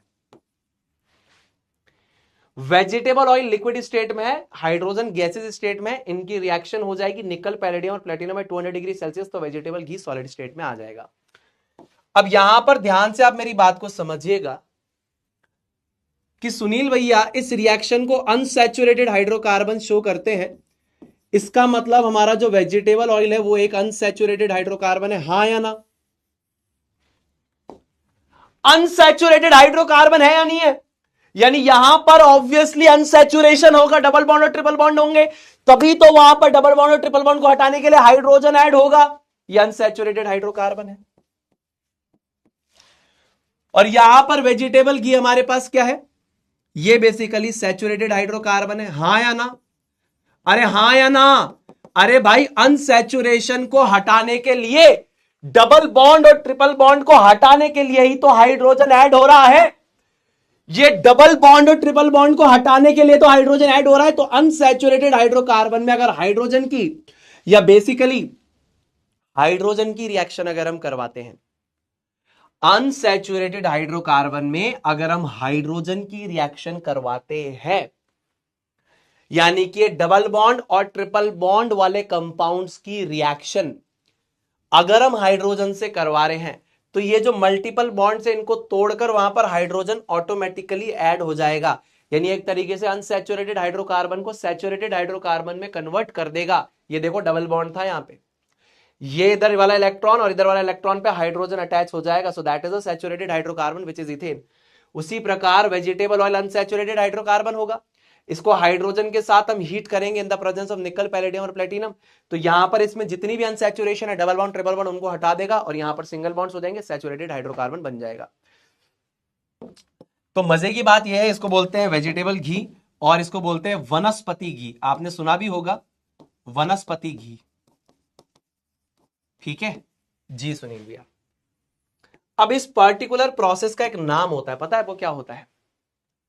इसको पता है क्या बोलते हैं? इसको बेसिकली बोलते हैं कैटालिटिक, क्योंकि कैटालिस्ट का इस्तेमाल हुआ है, हाइड्रोजन का एडिशन हुआ है, तो catalytic hydrogenation of vegetable oil. क्या बोलते हैं? Catalytic hydrogenation of vegetable oil भी बोलते हैं। यानी कि वेजिटेबल ऑयल को अपन ने हीट किया है in the presence of hydrogen and catalyst like निकल, पैलेडियम और प्लेटिनम एट 473 केल्विन, या जिसको 200 डिग्री सेल्सियस भी हम लोग कहते हैं, और इससे वनस्पति घी का निर्माण हम लोग करते हैं। इस प्रोसेस को भी आप यही चीज बोल सकते हैं, this is called as catalytic, क्योंकि यहां पर एक कैटालिस्ट का इस्तेमाल हो रहा है। हाइड्रोजिनेशन बिकॉज हाइड्रोजन का एडिशन हो रहा है। धीरे धीरे बता रहा हूं, समझ में आ रहा है क्या? कैटालिटिक का मतलब है कि यहां पर कैटालिस्ट का इस्तेमाल हो रहा है, हाइड्रोजिनेशन यानी हाइड्रोजन का एडिशन यहां पर हो रहा है, so that is called as the catalytic hydrogenation of vegetable oil. समझ में आया कि नहीं आया? जल्दी से बताइए। चलिए, बाल भी एकदम सही हो गए, बढ़िया हो गए बाल भी, बाल खराब हो गए थे बाल खराब नहीं होने चाहिए। मेरी मम्मी मेरे को एक बात समझाती है। मेरी मम्मी बचपन में, काफी छोटा जब था तब ये बात मैंने मेरी माता जी से सुनी थी, काफी अच्छी लगी मुझे ये बात। मेरी मम्मी कहती थी कि जो हेयर है, these are basically the crown of head. तो हमेशा बाल हमेशा व्यवस्थित होने चाहिए इंसान के, तो उसके थॉट्स भी व्यवस्थित होते हैं। तो मेरे बाल बिगड़ते हैं तो बार बार बना देता हूं, ठीक है? नहीं नहीं, हीरो वाली बात नहीं है। मैं आपको बताता हूँ, जब मैं कॉलेज में था ना, तो अब हम लोग ऐसे चाय पीने जा रहे होते थे नीचे, तो मैं पहले बाल बनाता था। मेरे दोस्त कहते हैं पगला है क्या यार, तू पगला है क्या, थोड़ा क्या लड़की है क्या है, नीचे जा रहे हो तो बाल बना रहा है। अरे मैंने कहा भाई, मेरे को बचपन से आदत है, मैं बाहर निकलता हूँ तो बड़ा ऑर्गेनाइज होकर निकलता हूँ, कहीं भी जाओ बाल हमेशा बने होने चाहिए, तो सबके थॉट्स ऑर्गेनाइज रहते हैं। ऐसा मेरी माता जी कहती हैं, वो कहती है, मैं बचपन से फॉलो करता हूँ, तो आदत हो गई है। अब मैं कहीं भी जाता हूँ तो पहले बाल बना दो क्लास में आओ पहले बाल बनाओ, क्लास के अंदर बाल बिगड़ गए तो बाल बनाओ, आदत हो गई है। क्या करूं, कुछ चीजें ऐसी होती है जो आदतें हो जाती है, आप उनको चेंज नहीं कर सकते, you can not change them.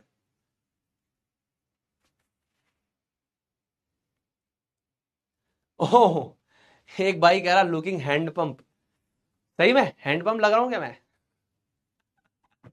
कुछ हैंडसम कह रहे हैं, कुछ कह रहे हैं हैंड पंप लग रहे हो। अच्छा, फिर कहां से निकलेगा पानी बताओ? फिर मुंह से निकालो पानी, ये मेरा हाथ, ये मेरा हैंडल है, इससे पानी निकलेगा मुंह से। हाँ, लग तो इंटरेस्टिंग एक्टिविटी रही है यार, ट्राई करके देखते हैं।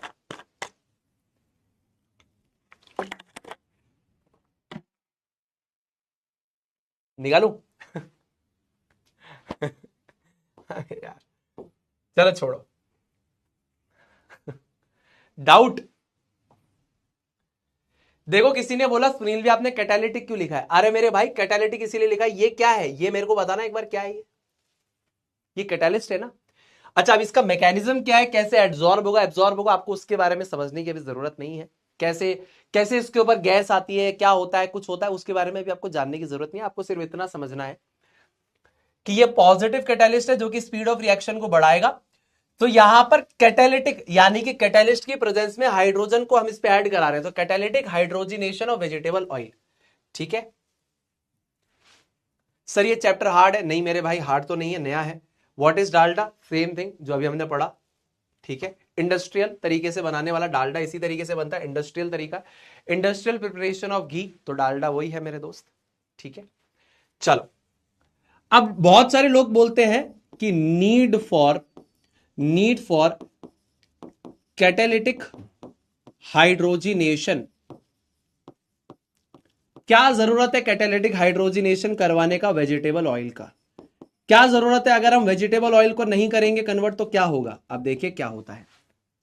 Need for the catalytic hydrogenation of vegetable oil. तो देखिए सिंपल सी बात है, वेजिटेबल ऑयल का कैटालिटिक हाइड्रोजिनेशन करने का रीजन ये है because in presence of oxygen and moisture it turns rancid, यानी कि यार इसमें से बदबू आने लग जाती है, ये रेंसिड हो जाता है। तो आपका ये जो वेजिटेबल ऑयल है, in presence of oxygen and moisture it turns rancid, ये बेसिकली रेंसिड हो जाता है ना। So to avoid this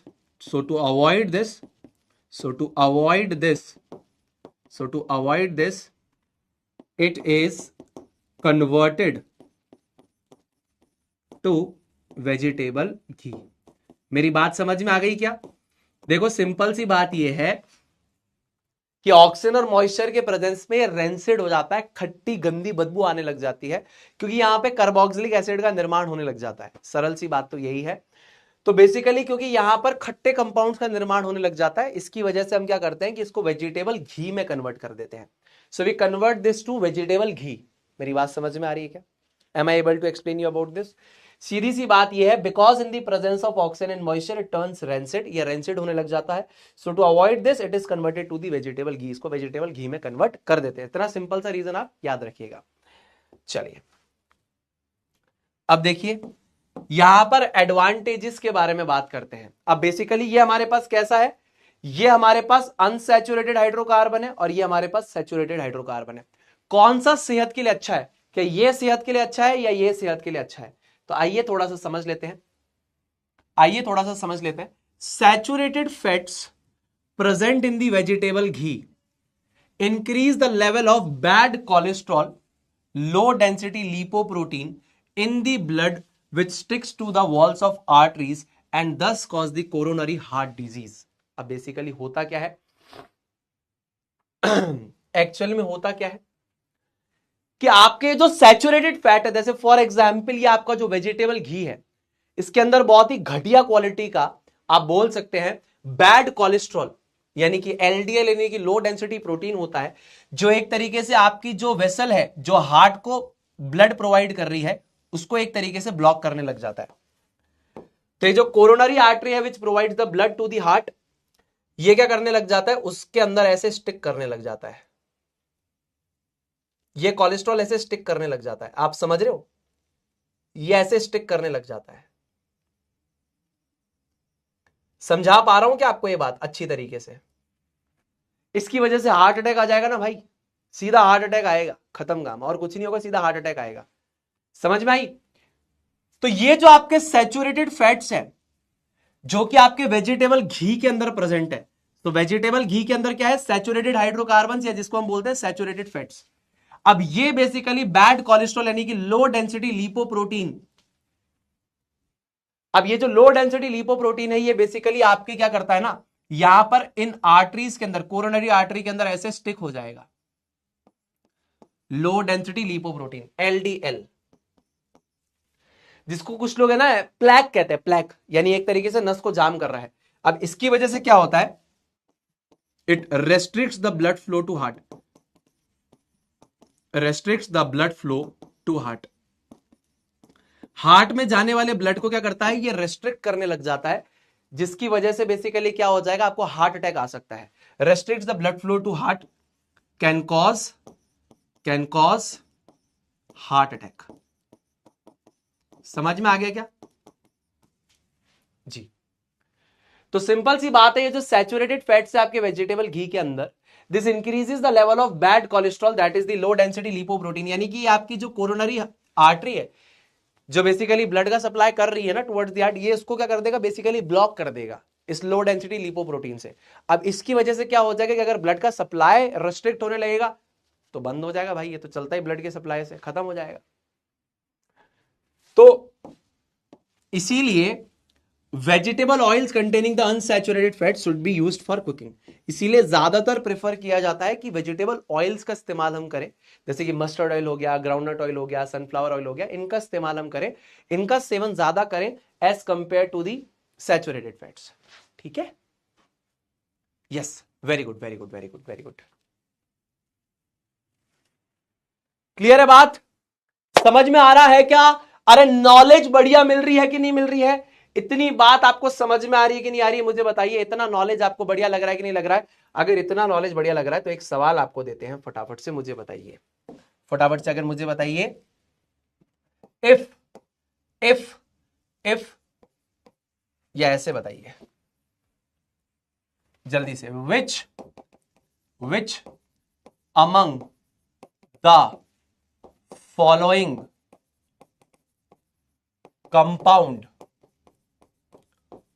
won't show addition reaction? इसमें से कौन सा कंपाउंड एडिशन रिएक्शन को शो नहीं करेगा? पहला, दूसरा, तीसरा, चौथा।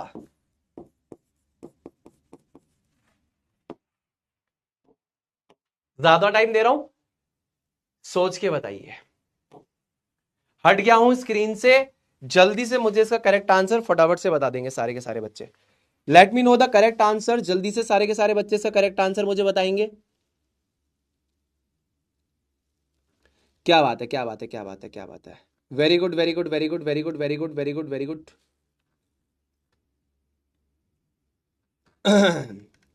क्या बात है, very good, very good, very good, very good, बहुत बढ़िया।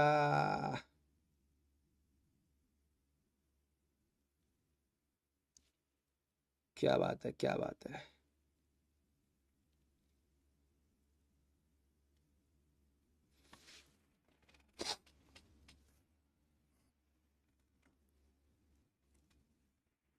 क्या बात है, बहुत बढ़िया, बहुत बढ़िया।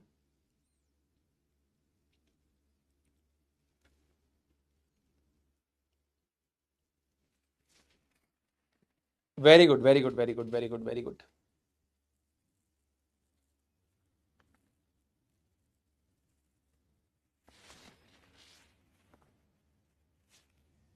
क्या बात है, बहुत सही। तो कौन सा यहां पर शो नहीं करेगा? यस, वेरी गुड, 74.9% बच्चों ने सही आंसर दिया है। आर्यन, अभिनव, अतुल, जाना है तो आईआईटी, वेरी गुड, बहुत बढ़िया। शिवनेश, संजीत, रेहान, मुदस्सिर, किसले and Anurag the king, very good यार भाई, बहुत बढ़िया। कामना करता हूं सारे दोस्तों को सारी बातें अच्छी तरीके से समझा पा रहा हूं, सब कुछ बता पा रहा हूं, बढ़िया तरीके से आपको समझ में आ रहा है। अब आप मेरी बात ध्यान से सुनिएगा। ये आपके पास क्या है? ये आपके पास है ethene, 2 carbon 4 hydrogen, C2H4 is ethene. 3 carbon 6 hydrogen, ये हमारे पास क्या हो जाएगा? प्रोपीन। 4 कार्बन 8 हाइड्रोजन, हमारे पास क्या हो जाएगा? ब्यूटीन। 4 कार्बन 10 हाइड्रोजन, हमारे पास क्या हो जाएगा? देखिए, जितने कार्बन उसके ट्वाइस से 2 ज्यादा तो ब्यूटेन। तो यहां पर एडिशन रिएक्शन कौन शो करता है? अनसैचुरेटेड हाइड्रोकार्बन शो करते हैं ना मेरे भाई। Unsaturated hydrocarbon shows addition reaction. हाँ या ना? इतनी बात मेरे को बताइए आप, हाँ या ना? अरे मैंने आपको यहां पर पहले ही बताया, ये रिएक्शन शो करते हैं अनसैचुरेटेड हाइड्रोकार्बन्स। अरे जिसमें डबल बॉन्ड और ट्रिपल बॉन्ड होगा उसी का ही तो अनसैचुरेशन हटाने के लिए हाइड्रोजन ऐड करोगे ना। अरे सैचुरेटेड हाइड्रोकार्बन में कहां हाइड्रोजन ऐड करोगे? बात समझ रहे हो? अरे यहां पर डबल बॉन्ड होता है, ट्रिपल बॉन्ड है, तो भैया डबल बॉन्ड को हटाकर यहां पर क्या हो जाएगा? ये सिंगल सिंगल बॉन्ड हाइड्रोजन बना रहा है। तो जहां पर अनसैचुरेशन होगा यानी डबल बॉन्ड और ट्रिपल बॉन्ड होंगे, वहीं पर तो हाइड्रोजन ऐड होगा। सिंगल बॉन्ड वालों में कहां ऐड करते फिरोगे भैया? बात समझ रहे हो? तो कौन शो करेगा? ये शो नहीं करेगा, बाकी के 3 शो करेंगे। चलो, अब एक हमारे पास टेस्ट आता है, that is the saturated versus unsaturated fat का जो बेसिकली टेस्ट है, या सैचुरेटेड वर्सेस अनसैचुरेटेड हाइड्रोकार्बन का टेस्ट है। सैचुरेटेड वर्सेस अनसैचुरेटेड हाइड्रोकार्बन का ये बेसिकली टेस्ट है। अब आप कहोगे इस टेस्ट पे तो कभी सवाल आया नहीं, किताब में तो नहीं है। बिल्कुल नहीं है, सवाल आ चुका है। ये आपका टेस्ट आपके किताब में नहीं है, सवाल आ चुका है इसके ऊपर। सवाल प्रीवियस ईयर में आया है इसके ऊपर। मेरी बात को हल्के में मत लीजिए, मैं मजाक नहीं कर रहा। सवाल इसके ऊपर आ चुका है, डायरेक्टली समझा रहा हूं, ध्यान से देखिएगा। अब देखिए ब्रोमीन हमारे पास क्या होता है, ब्रोमीन जो होता है that is basically reddish brown liquid होता है, रेडिश ब्राउन लिक्विड होता है। और CCl4 बेसिकली हमारे पास कलरलेस लिक्विड होता है। ठीक है भैया जी। तो यहां पर सैचुरेटेड और अनसैचुरेटेड हाइड्रोकार्बन के बीच में डिफरेंशिएट करने के लिए ब्रोमीन इन CCl4 टेस्ट को किया जाता है, जहां पर ब्रोमीन रेडिश ब्राउन है और क्लोरीन आपका कलरलेस है। तो इनका जो ओवरऑल कलर हो जाएगा हमारे पास वो क्या हो जाएगा भाई, एक कलरलेस है और एक कलर्ड है, तो जिसका कलर है वही हमको दिखाई देगा, रेडिश ब्राउन कलर दिखाई देगा जी। बढ़िया। अब देखिए, अब हम ये कैसे पता लगा सकते हैं कि एक हाइड्रोकार्बन सैचुरेटेड है या अनसैचुरेटेड है। इसके लिए हम लोग ब्रोमीन वाटर टेस्ट इसको बोलते हैं। कौन सा टेस्ट बोलते हैं? This is also called as Br2 in CCl4 test, या फिर इसका एक और नाम है ब्रोमीन वाटर टेस्ट। क्या बोलते हैं इसको? हम लोग एक और नाम से जानते हैं, that is called as the bromine water test. या तो आप बोलते हैं ब्रोमीन वाटर टेस्ट या आप बोलते हैं Br2 इन CCl4 टेस्ट। तो अगर आपसे सवाल पूछा जाए कि आप कैसे आइडेंटिफाई करोगे कि सैचुरेटेड हाइड्रोकार्बन क्या है, अनसैचुरेटेड हाइड्रोकार्बन क्या है, तो बच्चों का सबसे पहला सवाल, इस सवाल के लिए जवाब ये होता है कि saturated hydrocarbon saturated hydrocarbon substitution reaction देंगे और अनसैचुरेटेड हाइड्रोकार्बन एडिशन रिएक्शन देंगे। मैं उन बच्चों को बिल्कुल उनके साथ हूं। मैं समझदारी वाला जवाब है, बिल्कुल सही जवाब है कि भाई सैचुरेटेड हाइड्रोकार्बन सब्स्टिट्यूशन रिएक्शन दे रहे हैं, यानी एल्केन्स हमारा सब्स्टिट्यूशन रिएक्शन दे रहे हैं। सही बात ही तो बोल रहे हो तुम, मैं गलत कहां बोल रहा हूं तुमको? बहुत सारे बच्चे, क्या मैंने खुद ने जब सबसे पहले सवाल देखा था तो मैंने भी यही आंसर किया था जब मैं 10th में था कि भाई सब्स्टिट्यूशन रिएक्शन, भाई अगर सैचुरेटेड और अनसैचुरेटेड के बीच में डिफरेंशिएट कर रहा हूं तो सैचुरेटेड हाइड्रोकार्बन सब्स्टिट्यूशन रिएक्शन को शो करते हैं और जो अनसैचुरेटेड हाइड्रोकार्बन है वो बेसिकली एडिशन रिएक्शन को शो करते हैं। सरल बात तो यही है जी, बिल्कुल। लेकिन अगर आपसे पूछा जाए किसी टेस्ट के बेसिस पे कंफर्म करके बताओ, तो वो जो टेस्ट हमारे पास यहां पर हो जाएगा that is basically bromine water test. ध्यान से देखिएगा, ध्यान से देखो मेरे सारे दोस्तों, फटाफट से ध्यान से देखो। जैसे मान लीजिए मेरे पास यहां पर है कार्बन, सिंगल बॉन्ड कार्बन, यहां पर है मेरे पास हाइड्रोजन, यहां पर है मेरे पास हाइड्रोजन, यहां पर है मेरे पास हाइड्रोजन, यहां पर है मेरे पास हाइड्रोजन, यहां पर है मेरे पास हाइड्रोजन और यहां पर है मेरे पास हाइड्रोजन। अब इसकी रिएक्शन मैं कराता हूं बेसिकली आपके Br2 से। Br2 कैसे लिख रहा हूं? ये Br2 किसके अंदर प्रेजेंट है? That is basically present in CCl4। Br2 in CCl4 saturated hydrocarbon है मेरे पास। तो सैचुरेटेड हाइड्रोकार्बन जो मेरे पास है, जैसे फॉर एग्जांपल मेरे पास है ये, इसकी रिएक्शन में Br2 इन CCl4 से करवाता हूं तो मैं देखूंगा कि यहां पर कोई भी रिएक्शन नहीं होगी। क्यों रिएक्शन नहीं होगी? अरे भाई ब्रोमीन यहां पर ऐड कहां होगा? कोई डबल बॉन्ड दे रखा है क्या? कोई अनसैचुरेशन है क्या? अरे सैचुरेटेड हाइड्रोकार्बन एडिशन रिएक्शन नहीं शो करते। ब्रोमीन ऐड कहां होगा? नहीं होगा, तो कोई रिएक्शन नहीं होगी। जब कोई रिएक्शन नहीं होगी तो सोल्यूशन का कलर वैसा का वैसा ही रहेगा। Solution stays coloured, solution will stay reddish brown. तो अगर हम लोग यहां पर सैचुरेटेड हाइड्रोकार्बन को Br2 इन CCl4 के अंदर अगर डालेंगे तो ये सोल्यूशन का कलर वैसा ही रहेगा, रेडिश ब्राउन, क्योंकि यहां पे कोई रिएक्शन ही नहीं होगी। लेकिन यही अगर सुनील भैया यहां पर ऐसा होता तो, अब देखिए ये एक अनसैचुरेटेड हाइड्रोकार्बन है, this is nothing but N unsaturated hydrocarbon, क्योंकि यहां पर एक डबल बॉन्ड हमें देखने के लिए मिल रहा है। So this is an unsaturated hydrocarbon.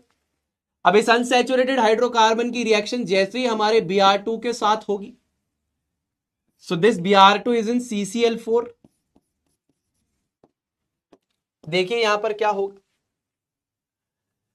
यहां पर ये वाला इलेक्ट्रॉन जो है और ये वाला इलेक्ट्रॉन जो है, एक ब्रोमीन यहां चिपक जाएगा, एक ब्रोमीन यहां चिपक जाएगा, बात ही खत्म हो गई। समझ रहे हैं आप? ये कार्बन, ये हाइड्रोजन, ये हाइड्रोजन, ये कार्बन, ये हाइड्रोजन और ये हाइड्रोजन। अब देखिए एक ब्रोमीन यहां अटैच हो जाएगा, एक ब्रोमीन यहां अटैच हो जाएगा, तो ये रहा एक ब्रोमीन और ये रहा दूसरा ब्रोमीन। तो ये भी एक तरीके से एडिशन रिएक्शन ही तो हुई, मल्टीपल रिएक्टेंट से सिंगल प्रोडक्ट। तो आप ये चीज से बता सकते हैं कि भैया हमें ये पता है कि सैचुरेटेड और अनसैचुरेटेड के बीच में टेस्ट करना है, तो एडिशन रिएक्शन अनसैचुरेटेड हाइड्रोकार्बन देते हैं, सैचुरेटेड हाइड्रोकार्बन नहीं देते। ये देखिए सैचुरेटेड हाइड्रोकार्बन था, इसकी रिएक्शन हमने Br2 से कराई इन CCl4, यहां पे कोई रिएक्शन नहीं होगी, सोल्यूशन हमारा रेडिश ब्राउन ही रहेगा। लेकिन यहां पर अगर हम एक अनसैचुरेटेड हाइड्रोकार्बन की रिएक्शन Br2 इन CCl4 से कराते हैं, तो यहां पर इसके फॉर्म होने की वजह से सोल्यूशन क्या हो जाएगा, कलरलेस हो जाएगा, सोल्यूशन विल टर्न कलरलेस। भैया ये हाइड्रोजन से क्यों नहीं कंफर्म किया? बहुत सारे बच्चों के दिमाग में डाउट आना चाहिए कि ये चीज तो आप हाइड्रोजन के साथ रिएक्ट करा के कर लेते। अरे हाइड्रोजन कलरलेस होती है, विजिबल तरीके से कैसे पता लगेगा कि रिएक्शन हुई कि नहीं हुई?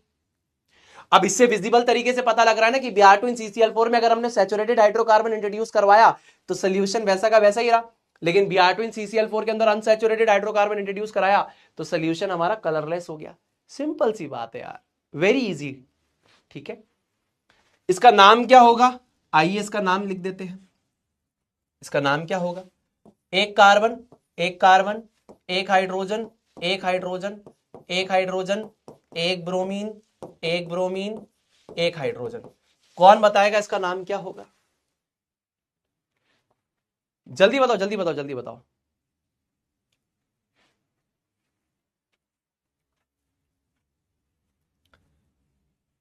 ध्यान से देखिए फटाफट से, इसका नाम क्या होगा?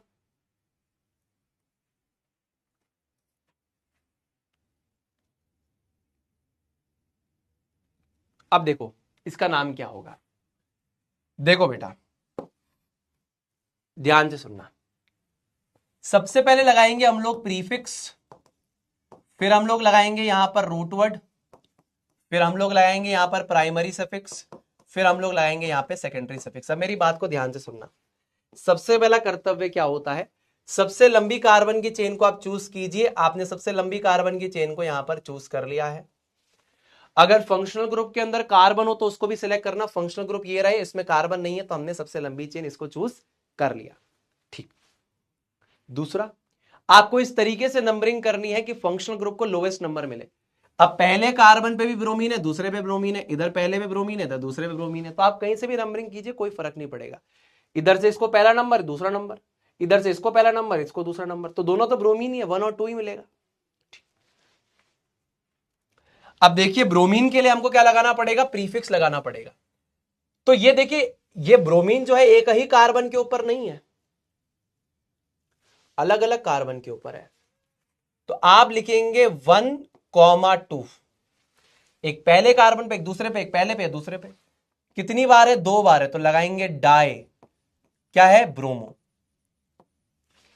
एक पहले कार्बन पे, एक दूसरे कार्बन पे, तो 1,2 2 बार है तो डाई, और क्या है? ब्रोमो, तो 1,2 डाई ब्रोमो।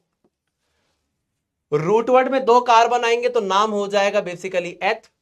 सिंगल बॉन्ड है कार्बन के बीच में तो नाम हो जाएगा बेसिकली एन। सेकेंडरी सफिक्स के लिए हेट्रोएटम फंक्शनल ग्रुप से Br और Br इनके लिए प्रीफिक्स लगता है, सफिक्स नहीं लगता, हट जाएगा। ब्रोमीन के लिए सफिक्स नहीं लगता है तो ये हट जाएगा, तो नाम हो जाएगा 1,2 डाई ब्रोमो इथेन। ये बेसिकली पोजीशन बताता है कि कौन से कार्बन के ऊपर ब्रोमीन है। एक ब्रोमीन पहले कार्बन पे है, एक ब्रोमीन दूसरे कार्बन पे है। टोटल यहां पे 2 कार्बन एटम्स है, एक ये रहा, एक ये रहा।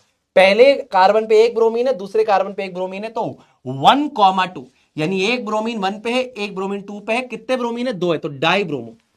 1,2 डाई ब्रोमो, 2 कार्बन है तो एथ और एन। बहुत सारे बच्चे इससे रिलेट कर रहे होंगे उसको, इससे भैया यहां पर डाइक्लोरोमीथेन क्यों हुआ?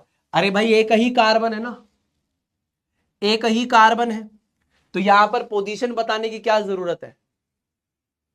अगर यहां पे 2 कार्बन होते और पहले कार्बन पे दोनों क्लोरीन होते तो पोजीशन बताना लॉजिकल होता। यहां पे कितने कार्बन है? यहां पे एक ही कार्बन है, एक ही कार्बन है, क्या पोजीशन बता रहे हो? मैथ का मतलब एक कार्बन होता है, तो यहां पे लोकेशन की क्या जरूरत है? एक ही कार्बन है तो पहले कार्बन पे दोनों क्लोरीन होंगे, तो हो जाएगा डाइक्लोरोमीथेन। समझ रहे हो कि नहीं समझ रहे हो? जी भैया समझ रहे हैं, ठीक है। चलो, अगर कोई डाउट्स है तो बताओ। Sir can it be 2,1 डाइब्रोमोइथेन? नहीं, हमेशा लोवेस्ट पोजीशन पहले आएगी, तो पहले आप लिखोगे हमेशा 1 एंड देन आप लिखोगे basically 2। It's never be 2,1, it's always in the numerical order, ठीक है। सर जो हम लोग घी घर में यूज करते हैं वो भी सैचुरेटेड होता है। यस, घी के अंदर सैचुरेशन ऑलवेज अवेलेबल होता है, ठीक है, होता है। चलो, if you right yes, it will be wrong, it will be against the आईयूपीएससी nomenclature का जो नियम कायदा कानून है। देखिए हमेशा लोएस्ट नंबर से स्टार्ट कीजिए। हम इसमें आगे चल के अल्फाबेटिकल रूल भी आपको 11th क्लास में बताएंगे, लास्ट ईयर वैसे मैंने बताया था। तो यहां पर कुछ नियम कायदे कानून है। 1,2 लिखना इज ऑलवेज राइट, नॉट 2,1। सबसे पहले लोएस्ट पोजीशन होगी फिर हाईएस्ट पोजीशन आएगी, तो 1,2 दैट मेक्स द सेंस। भैया यहां पे सब्स्टिट्यूशन रिएक्शन क्यों नहीं हुआ? देखिए सब्स्टिट्यूशन रिएक्शन की कंडीशंस अलग है। सब्स्टिट्यूशन रिएक्शंस एल्केन शो करते हैं and they also show it in the presence of sunlight और हीट, ठीक है ना। तो यहां पर ना तो हम कोई सनलाइट दे रहे हैं ना कोई हीट दे रहे हैं। सर समझ नहीं आ रहा, मेरे डाउट को पुश करो, दिखना चाहिए। क्या समझ में नहीं आया अंकुर?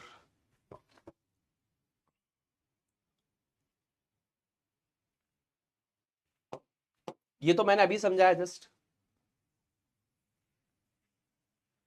मेरे भाई इस चीज में क्या समझ में नहीं आ रहा है मुझे बताइए आप। ये 2 कार्बन है, इस पे एक पे बीआर लटका है, इधर दूसरे पे बीआर लटका है, इधर 2 हाइड्रोजन है, इधर 2 हाइड्रोजन है। मैंने आपको क्या बताया? आप रूल्स क्यों नहीं खोल के देखते? पुरानी क्लास के रूल्स एक बार खोल के देखिए, मैंने क्या समझाया उसमें। सबसे लंबी कार्बन की चेन चूज कीजिए। अगर फंक्शनल ग्रुप पे कार्बन है तो उसको भी सिलेक्ट कीजिए। सबसे लंबी कार्बन की चेन यहां पर मेरे को आंखों से नजर आ रही, 2 कार्बन की सबसे लंबी चेन है। फंक्शनल ग्रुप के अंदर यहां पर इस फंक्शनल ग्रुप में कार्बन है क्या? अरे सी से होता है कार्बन, ये तो बीआर है ना, तो नहीं होगा, तो 2 कार्बन की चेन ले ली। अच्छा दूसरी बात, अब हमें क्या करना है? इसको लोएस्ट नंबर प्रोवाइड करना है। इधर इसको 1 दिया तो इसको 2 दिया, इधर 1 दिया तो 2 दिया। अरे दोनों में एक ही तो बात है ना, दोनों बीआर है, इक्वल इज्जत वाले। इसको 1 दे दिया, इधर 2 दे दिया, इसको 1 या 2 दे दो, एक ही बात है ना। इसको तुम्हारी एक आपको 1 नंबर आंख है, 2 नंबर बोलूंगा, इसको 1 नंबर इसको 2 नंबर बोलूं, दोनों बराबर इज्जत की है ना, दे दिया। पहले कार्बन पे बीआर है, दूसरे कार्बन पे बीआर है, तो हो जाएगा 1,2। कितनी बार है? 2 बार है, तो डाइब्रोमो। मेन कार्बन चेन में कितने कार्बन है? 2 है, तो एथ। उनके बीच में सिंगल बॉन्ड है तो आ गया एन। सेकेंडरी सफिक्स कभी भी ब्रोमीन के लिए नहीं लगता, फ्लोरीन क्लोरीन ब्रोमीन आयोडीन के लिए सेकेंडरी सफिक्स नहीं लगता है। पुराने लेक्चर को देखकर कनेक्ट करना सीखो। पुराने लेक्चर में जो पढ़ा दिया उसको उड़ाना नहीं है, उसको रिलेट करके यहां तक लेकर आना है, तभी तो पहले पढ़ाया वो। तो 1,2 डायब्रोमो इथेन नाम हो जाएगा। चलो कोई ना, कंबशन रिएक्शन अगली क्लास में स्टार्ट करेंगे, ज्यादा ओवरलोड नहीं करते हैं। तुम्हारे थोड़े डाउट्स ले लेता हूं मैं। ओवरलोड हो रहा है मुझे लग रहा है, ओवरलोड हो रहा है, मेरे को ऐसा लग रहा है ओवरलोड हो रहा है। चलो कोई ना, थोड़े डाउट्स ले लेता हूं, थोड़े से डाउट्स ले लेता हूं। अरे भाई ये सब चीजें मत किया करो। सर फिर घी क्यों हेल्दी होता है? देखो उसके हेल्दी होने के अपने अलग रीजंस हैं, ठीक है ना। हमारे यहाँ तो बहुत सारे रीजंस बताए जाते हैं। अब मैं ज्यादा बायोलॉजी के बारे में तो इस चीज के बारे में नहीं जानता, बट घी के अपने कुछ बेनिफिट्स बताए जाते हैं। जैसे कि सेहत बनाने के लिए बहुत बढ़िया बताया जाता है कि सेहत बहुत अच्छी बन जाती है ना। ठंड में काफी ज्यादा खाना चाहिए, बॉडी के लिए अच्छा रहता है ना। हम लोग तो चमड़ी के ऊपर भी लगाते हैं, है ना। तो और बायोलॉजिकल फैक्टर को आप जाकर इसके बारे में सर्च कीजिए। मुझे जो पता है कि सेहत बनाने के लिए, स्वस्थ रखने के लिए, इम्यूनिटी बढ़ाने के लिए घी का इस्तेमाल ज्यादा किया जाता है, ठीक है। HCl का नेम बेसिकली यहां पर क्या होगा? That will be hydrogen chloride, that is not hydrochloric acid. क्योंकि यहां पर बेसिकली अगर आप देखेंगे तो सारी गैसियस प्रोडक्ट्स है, गैसियस रिएक्टेंट्स है, so that is hydrogen chloride gas. बिल्कुल सही यश कुमार, मुझे 70-80% समझ में आया, बाद में रिवीजन का 100 आ जाएगा आज वाली क्लास। यस 100% समझ में आ जाएगा। कोवेलेंट बॉन्ड में इलेक्ट्रॉन न्यूक्लियस के अराउंड रिवॉल्व कैसे होता है? आपको सच बात बताऊं तो अभी आप जिस प्रकार वाला बॉन्डिंग समझ रहे हो, एक्चुअल में एटॉमिक मॉडल वैसा नहीं है। 11th में आओगे तो क्वांटम मैकेनिकल मॉडल में तुम्हें पढ़ाऊंगा, ठीक है। तो अभी तुम कोई भी चीज इमेजिन करोगे वो तुम्हारे सामने गलत ही साबित होने वाली है। रीजन मैं तुम्हें बता देता हूं। अभी तुम कौन से मॉडल को करेक्ट मानते हो? ये न्यूक्लियस है, इसके चारों तरफ इलेक्ट्रॉन घूमते रहते हैं, यही वाला, ये न्यूक्लियस है, इसके चारों तरफ इलेक्ट्रॉन्स शेल्स में घूमते हैं। एक्चुअल में जब तुम 11th में आओगे मैं तुम्हें पढ़ाऊंगा कि एटम पता है कैसा है, एक मधुमक्खी का छत्ता है और मधुमक्खी उसके चारों तरफ कहीं पर भी भिन्न बना सकती है 3 डायमेंशनल जोन में। तो वो जो मधुमक्खी का छत्ता है वो बेसिकली न्यूक्लियस है, और चारों तरफ जो मधुमक्खी भिन्न बना रही है वो बेसिकली इलेक्ट्रॉन है। तो वहां पे प्रोबेबिलिटी के बेसिस पे हम बात करते हैं, प्रोबेबिलिस्टिक मॉडल है, इलेक्ट्रॉन की कोई स्पेसिफिक पोजीशन या पाथ नहीं जिसमें वो घूम रहा है। तो ये सारी इमेजिनेशन अगर मैं कुछ भी बताऊंगा सब तुम्हारे दिमाग में फेल हो जाएगी। इसके बारे में ज्यादा जानना है अर्थ भाई तो स्ट्रक्चर ऑफ एटम एक बार जाकर देखो मेरा 11th क्लास का, उसमें तुमको समझ में आएगा कि यहां पर मैंने क्या बोला और मैंने क्यों नहीं समझा रहा हूं ये चीज। कुछ भी बोलूंगा तुम कंफ्यूज ही होगे उस चीज पे। How many lectures? 2 to 3 lectures. देसी की इज एक्चुअली गुड, मैंने आपको बोला ठंड में तो बहुत ज्यादा खाना भी चाहिए, है ना, it's good for health. Formula of vegetable oil it's very complex, यहां पर बहुत लंबी लंबी चेन्स होती है, so don't try to remember it. NCERT इसको आर से रिप्रेजेंट करती है, एल्काइल की चेन्स, काफी लंबी लंबी चेन्स है, ठीक है। ट्रिपल बॉन्ड अनसैचुरेटेड हाइड्रोकार्बन में हाइड्रोजन डबल बॉन्ड, तो ये डबल बॉन्ड बनाने के बाद हम फर्दर इस पे रिएक्शन करवाएंगे, so it will form single bond. Harsh मेरे भाई वहां पर 2 बार एडिशन रिएक्शन हम करवाते हैं, till we are landing up to the saturated hydrocarbon will do it. आप इसको ऐसे अभी जैसे हर्ष के डाउट को मैं क्लियर करता हूं, ध्यान से देखना, हर्ष के डाउट को हम क्लियर करते हैं, हर्ष के डाउट को क्लियर करते हैं। देखिए डाउट्स, हर्ष भाई का डाउट ये है कि अगर ट्रिपल बॉन्ड होगा तब भी तो यहां पर ऐसे ही लैंड करेगा। अब मेरे भाई इसको ऐसे भी तो देखो आप, ये देखो हर्ष भाई, हर्ष भाई इसको ऐसे देखो आप, ये ट्रिपल बॉन्ड आप बोल रहे हो, यही बोल रहे हो आप मेरे भाई। अगर इसको ऐसे करा दूं मैं तो यहां पर 2 मॉलिक्यूल्स ऑफ हाइड्रोजन अटैक कर रहे हो अगर, इन the presence of nickel, palladium और प्लैटिनम एट 200 डिग्री सेल्सियस, अब क्या होगा भाई? अब क्या होगा? जैसे फॉर एग्जाम्पल ये वाला इलेक्ट्रॉन और ये वाला इलेक्ट्रॉन, सबसे पहले मानते हैं कि ये वाला इलेक्ट्रॉन और ये वाला इलेक्ट्रॉन टूटता है, ठीक है, समझना इसको, मतलब ये वाला इलेक्ट्रॉन ये वाला इलेक्ट्रॉन, तो ये बॉन्ड टूटा, तो यहां पर क्या मानता हूं कि एक हाइड्रोजन इधर, एक हाइड्रोजन इधर, ये एक हाइड्रोजन इधर, ये एक हाइड्रोजन इधर, पहला तो ऐसे होगा जी। जब यहां पर ये दूसरा वाला टूटेगा, फिर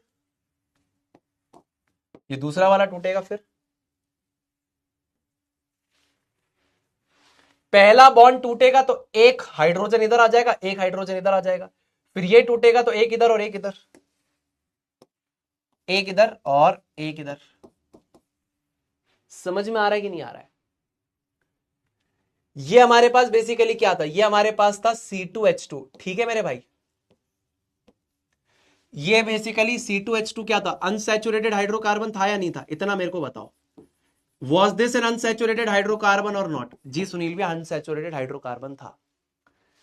तो अगर 2 हाइड्रोजन के मॉलिक्यूल्स को अगर हम ऐड करें, निकल, पैलेडियम और प्लेटिनम 200 डिग्री सेल्सियस पे, तो यहां से ये बॉन्ड टूटेगा तो ये इलेक्ट्रॉन इधर, ये इलेक्ट्रॉन इधर, तो ये एक एक हाइड्रोजन यहां अटैच हो गया, फिर यहां से एक इलेक्ट्रॉन इधर, एक इलेक्ट्रॉन इधर, एक बॉन्ड टूटा, तो इस इलेक्ट्रॉन से एक हाइड्रोजन ऐड हुआ और इस इलेक्ट्रॉन पे एक हाइड्रोजन ऐड हो गया।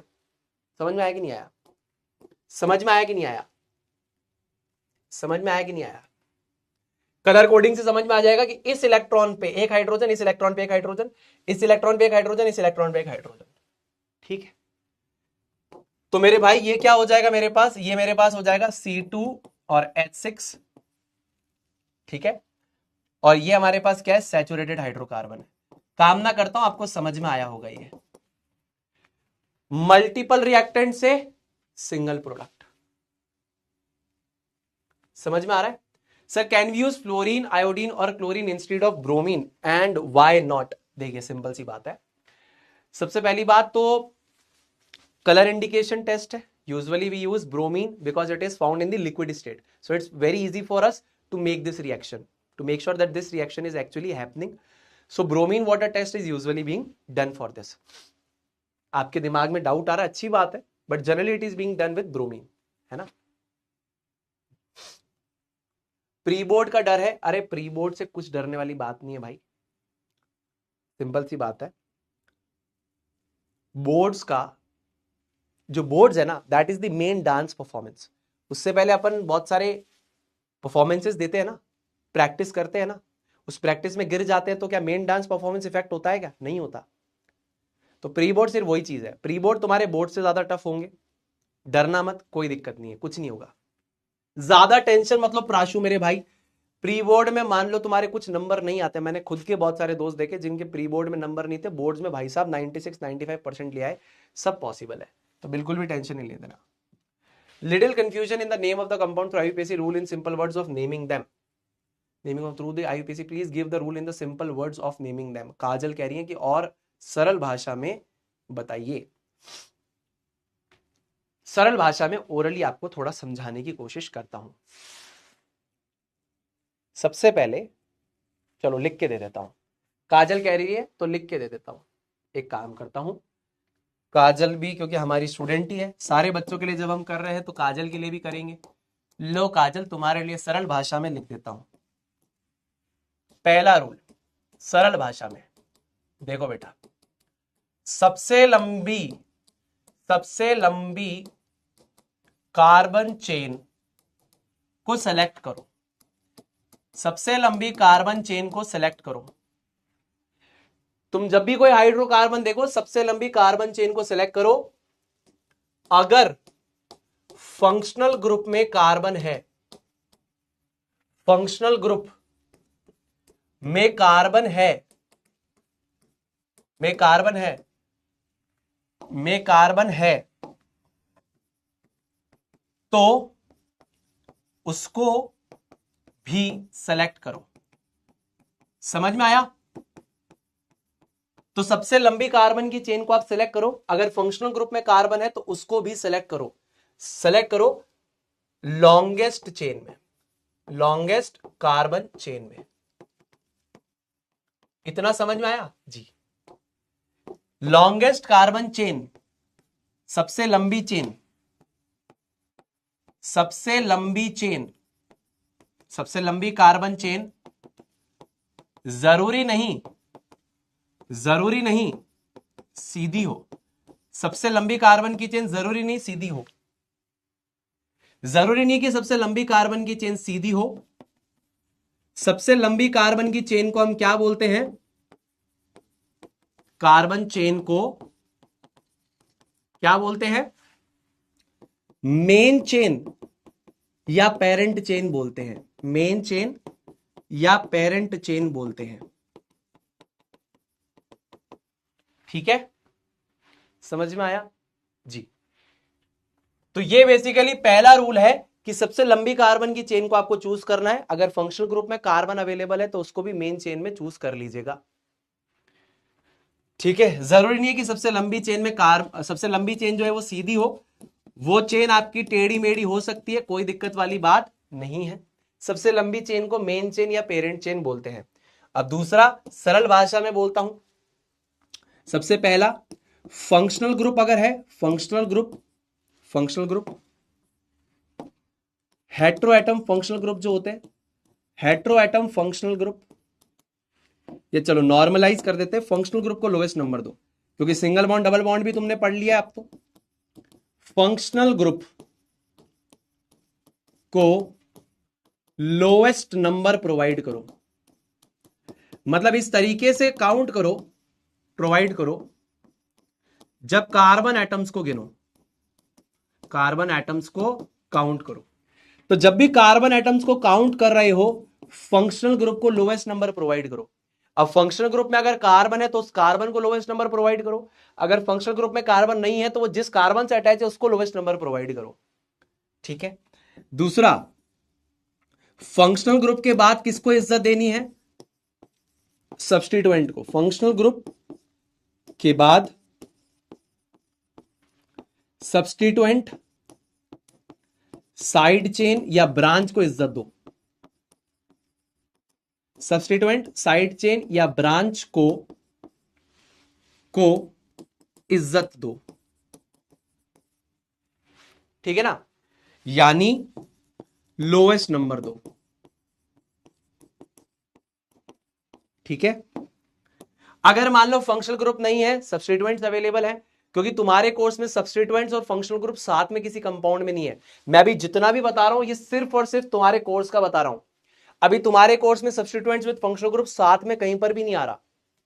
तो या तो सब्स्टिट्यूएंट होंगे या तो फंक्शनल ग्रुप होगा। तो पहली इज्जत फंक्शनल ग्रुप को प्रोवाइड करना, फिर सब्स्टिट्यूएंट्स को प्रोवाइड करना, लोएस्ट नंबरिंग। और तीसरा रूल हमारे पास बेसिकली क्या है? तीसरा रूल हमारे पास बहुत ही सरल है कि आप यहां पर लिखेंगे प्रीफिक्स प्लस आप लिखेंगे रूट वर्ड, उसके बाद आप लिखेंगे प्राइमरी सफिक्स और उसके बाद आप लिखेंगे सेकेंडरी सफिक्स। क्या लिखेंगे? Secondary suffix. ठीक है, तो यहां पर हमारे पास हो जाएगा prefix plus root word plus primary suffix plus secondary suffix हमारे पास हो जाएगा। तो प्रीफिक्स हमारे लिए किसके लिए होता है? For substituents. सब्स्टिट्यूएंट्स के लिए बेसिकली प्रीफिक्स होता है, और हेलोजन फंक्शनल ग्रुप के लिए हमारे पास प्रीफिक्स होता है। Root word main carbon chain में जितने कार्बन एटम्स होंगे वो बेसिकली रूट वर्ड बनाएगा। प्राइमरी सफिक्स हमारा सिंगल बॉन्ड होगा कार्बन एटम्स के बीच में तो एन, डबल बॉन्ड होगा तो बेसिकली इन, और ट्रिपल बॉन्ड होगा कार्बन एटम्स के बीच में तो आइन। ये basically hetero atom functional group के लिए होता है। जैसे मान लीजिए फॉर एग्जाम्पल एल्कोहल है तो ऑल हो जाएगा, एल्डिहाइड है तो अल हो जाएगा, ईस्टर है तो OH हो जाएगा, कार्बोक्सिलिक एसिड है तो ओइक एसिड हो जाएगा। उसके बाद अगर हमारे पास कीटोन है तो ओन हो जाएगा। तो उस प्रकार से हम इसको लिखते हैं। ठीक है, अब इसके बाद सब रूल ये है कि अगर इस ई के बाद अगर यहां पर AIOU आएगा तो ई को उड़ा देंगे। तो ये सरल भाषा में मैं जितना आपको बता सकता था मैंने बता दिया। इजी लैंग्वेज, इजी लैंग्वेज, सरल भाषा, हिंदी में बता दिया, इंग्लिश में लिखकर दे दिया। ठीक है, एक काम करते हैं, एक सेशन पूरा डाउट्स का ले लेते हैं, तुम्हारी सारी दिक्कतें खत्म कर देता हूं। एक पूरा सेशन आपका डाउट्स का सेशन होगा। आज की क्लास में कोई होमवर्क नहीं है। I will take a doubt session, एक फॉर्म रिवॉल्व करवाता हूं। I will take a doubt session, सारे डाउट्स खत्म कर दूंगा। I will take a doubt and practice session, तुम्हारे को सवाल भी प्रैक्टिस करा दूंगा आगे जाने से पहले, और तुम्हारे सारे डाउट्स भी क्लियर कर दूंगा यहां तक। तो तुम्हारे को एक फॉर्म में यहां पर प्रोवाइड कराऊंगा, फॉर्म विल बी प्रोवाइडेड। अपने सारे डाउट्स तुम वहां पर मुझे लिख कर देना, मैं तुम्हारे सारे डाउट्स इस चैप्टर के रिजॉल्व मार दूंगा। चैप्टर याद रखना कार्बन एंड इट्स कंपाउंड्स के दोगे। ठीक है, अरे भाई ईमानदारी से पढ़ाते, ईमानदारी से ही पढ़ाएंगे, जान चली जाए तब भी नहीं होगा कोई टेंशन। पर तुम्हारे साथ कभी भी धोखा नहीं करूंगा, टेंशन मत लो। मेरे को कितना भी एफर्ट मारना पड़े मुझे फर्क नहीं पड़ता, मैं ऐसा ही हूं। उस डाउट सेशन में क्लियर नहीं होगा तो एक और ले लूंगा, उसमें क्लियर नहीं होगा तो एक और ले लूंगा, उसमें क्लियर नहीं होगा तो एक और ले लूंगा। ये मेरा कर्म और धर्म है, इससे बेईमानी करूंगा तो कैसे जीऊंगा? इससे बेईमानी नहीं कर सकता। लोग बोलते हैं मेरे को बेईमानी करो, मैं बोलता हूं मैं नहीं करूंगा। क्या फर्क पड़ता है? तो I will take a doubt and practice session, form में आपको प्रोवाइड कर दूंगा, आप इसको करना। चलिए अब आप आज का इंसानियत का ज्ञान मैं आपको देता हूं। जो बात मेरे को आपसे करनी थी अब मैं आपसे करता हूं। तो मेरे को एक्चुअल में दो बातें करनी है। सबसे पहली बात यह है कि बहुत सारे लोगों को ऐसा लगता है, या बहुत सारे एजुकेटर्स को, बहुत सारे बच्चों को ऐसा लगता है कि मैं बहुत लंबे लंबे सेशंस लेता हूं। और बहुत बड़े बड़े एजुकेटर्स ने मेरे को ये बात बोली है कि आप बहुत लंबे लंबे सेशंस लेते हो, आप फालतू में बच्चों का टाइम खाते हो, आपकी वजह से हम पे एक प्रेशर बनता है कि हमें ज्यादा पढ़ाना है, तो आप ये सब क्यों करते हो? और बहुत सारे लोगों ने जो इंडस्ट्री में काफी साल से, मेरे को 7 साल हो गए इस बात को सुनते हुए लोगों से। जब मैं फर्स्ट ईयर में आया था तब भी मैंने सुना, सेकंड में भी सुना, थर्ड में भी सुना, फोर्थ में भी सुना, फिफ्थ में भी सुना, सिक्स में भी सुना, 7वां साल से पार होने वाला है। ये बात मैं कॉमनली सुनता हुआ आ रहा हूं कि आप बहुत ज्यादा पढ़ाते हो, आप एक्स्ट्रा पढ़ाते हो, आप लंबे सेशंस लेते हो, आप बच्चों का टाइम वेस्ट तो नहीं कर रहे। तो मेरा सिंपल आंसर ये होता है, भाई मैं एक्स्ट्रा नहीं पढ़ाता, आप पढ़ाते ही नहीं हो। मैं आज तुम्हारे सामने ओपनली बोल रहा हूं। और ऐसा नहीं कि एक दो लोग बोलते, बहुत सारे लोगों ने मेरे को ये बात बोली। क्या मेरे को किसी से दिक्कत है? नहीं। क्या वो मेहनत नहीं करते? बिल्कुल करते हैं।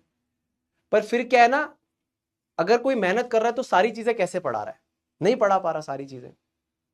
मैं आपको बहुत सारी चीजें एनसीईआरटी की ऐसी बता दूंगा जिससे मैं छिपा हुआ ज्ञान करके बोलता हूं। अब वो किसी के भी लेक्चर में देखना नहीं होगी, वो एब्सेंट होगी उस लेक्चर में, वो नहीं समझाई होगी, मैं गारंटी दे रहा हूं। तो मैं उस बात से डिसअपॉइंटेड था। फिर मैं क्या बनारस गया। जब मैं बनारस गया तो मेरे को कुछ बच्चों ने भी ये बात बोल दी कि यार सुनील भैया आप बहुत लंबे लंबे लेक्चर लेते हो, हमें अच्छा नहीं लगता, आप थोड़े छोटे लेक्चर लिया करो, आप ज्यादा एक्स्ट्रा पढ़ाते हो। तो मैंने कहा यार ये क्या बोल दिया इन्होंने, मतलब मैं तो बच्चों के लिए कर रहा हूं, मेरा क्या फायदा है। मतलब बच्चा आ रहा है, बात कर रहा है, प्यार कर रहा है, लेकिन फिर वो ये चीज बोल रहा है कि आप, एक फीडबैक है सुनील भैया कि आप बहुत ज्यादा लंबा लेक्चर ले लेते हो। तो मेरे मन में था कि यार मैं लेक्चर तुम्हारे लिए ले रहा हूँ, मेरे लिए थोड़ी ले रहा हूँ। मैंने तो पढ़ के पास करके नंबर ले आया, मेरिट में आया, फोटो आ गई एक बार में। मेरे को क्या मतलब है इस चीज से। मैं कम पढ़ाऊंगा तब भी मेरे को मेरी सैलरी उतनी क्रेडिट होगी, ज्यादा अच्छे से पढ़ाऊंगा तब भी उतनी क्रेडिट होगी, उससे कोई फर्क नहीं पड़ने वाला। तो मैं गधा हूं कि जो एक्स्ट्रा मेहनत करता हूँ। ना यार ये क्या चल रहा है, बच्चा ही बोल रहा है कि नहीं पढ़ना मेरे को, आप क्यों पढ़ा रहे हो। फिर कुछ बच्चों ने पता है क्या बोला, एक ही बच्चा था वो किसी और के साथ आया था। तो जब हम कार में आखिरी में चले गए थे तो वहां पर वो बच्चा आया, तो उसने मेरे को एक चीज बोली और बोला कि सर आपको पता है मेरी क्लास में कुछ बच्चे आपको लेकर नेगेटिव है। मैंने कहा क्यों। कहते सुनील भी आप इंसानियत का ज्ञान जो देते हो ना, वो किसी एक धर्म के रिस्पेक्ट में देते हो। मैंने कहा यार कैसी बात कर दी भाई, ज्ञान का नाम क्या है, इंसानियत का ज्ञान। कहीं यहां पर मैंने बोला क्या सनातन का ज्ञान, कहीं पर लिखा है क्या सनातन का ज्ञान। क्या लिखा है, इंसानियत का ज्ञान, यानी ह्यूमैनिटी का ज्ञान। मैंने कहा बोला कि मैं हिंदू धर्म को प्रमोट कर रहा हूं, सनातन को प्रमोट कर रहा हूं, कहीं बोला मैंने। तो मैं अच्छी बातें ही तो सिखा रहा हूं ना, गाली गलौज करना तो नहीं सिखा रहा। किसी को गाली दो, ये खुद गाली गलौज कर रहा हूं, या नाच गाना कर रहा हूं। अगर नाच गाना करता भी हूं तो तुम्हें पढ़ाने के लिए करता हूं, उससे कुछ ना कुछ पढ़ा रहा होता हूं। मेरे को किसी ने बोला कि आप, इसकी वजह से मेरी क्लास के बहुत सारे बच्चे आपसे नफरत करते हैं क्योंकि आप सिर्फ सनातन को प्रमोट करते हो, और उसमें से बहुत सारे सनातनी ही हैं, क्योंकि वो बोलते वी आर लिबरल। मैंने कहा पहली चीज तो मैं सनातन को प्रमोट नहीं करता, मैं हर रिलीजन को बराबर मानता हूं, वो आपका बिलीफ सिस्टम है। अगर मैं वो नहीं कर रहा होता तो मैं आपको क्यों बोलता कि आप जिस भी धर्म को फॉलो करते हैं उसकी रिस्पेक्ट करें और उसके लिए पूजा प्रार्थना करें। मैंने आपको हमेशा बोला है, चाहे आप सिखिज्म को फॉलो करते हैं, चाहे आप इस्लाम को फॉलो करते हैं, चाहे क्रिश्चियनिटी को फॉलो करते हैं, चाहे बुद्धिज्म को फॉलो करते हैं, चाहे जैनिज्म को फॉलो करते हैं, चाहे हिंदुज्म को करते हैं, मुझे प्रॉब्लम नहीं है। मैं तो सबकी रिस्पेक्ट करता हूँ, I respect all the religions. मैंने हमेशा कहा है केमिस्ट्री स्टेट बोर्ड से पढ़ो चाहे सीबीएसई से पढ़ो, केमिस्ट्री में कार्बन कार्बन ही रहेगा, पढ़ने का तरीका अलग है, सोच अलग है। तो मेरे को उस बच्चे ने जब ऐसी बातें मैं सुनता हूँ तो मेरे को लगता है यार दुनिया क्या, मतलब क्या चाहिए बच्चों को। मैं अच्छी बातें ही सिखा रहा था ना इसमें। मैंने कहा तुम्हें एक भी गलत बात सिखाई क्या। मैंने कभी तुम्हें ये बोला कि तुम जात पात पे विश्वास रखो, धर्म और जाति के बेसिस पे लोगों को बांटो। हमेशा बोला ना साथ में मिलके रहते हैं, let's stay together, we are equals, हमेशा यही बोला। कभी कुछ ऐसा किया क्या मैंने कि कुछ गलत स्टेटमेंट दिया क्या। अच्छी बातें ही सिखाई ना, कुछ गलत बात तो नहीं सिखाई, मेहनत से पढ़ाया। इतना कोई बच्चा कैसे बोल सकता है, मतलब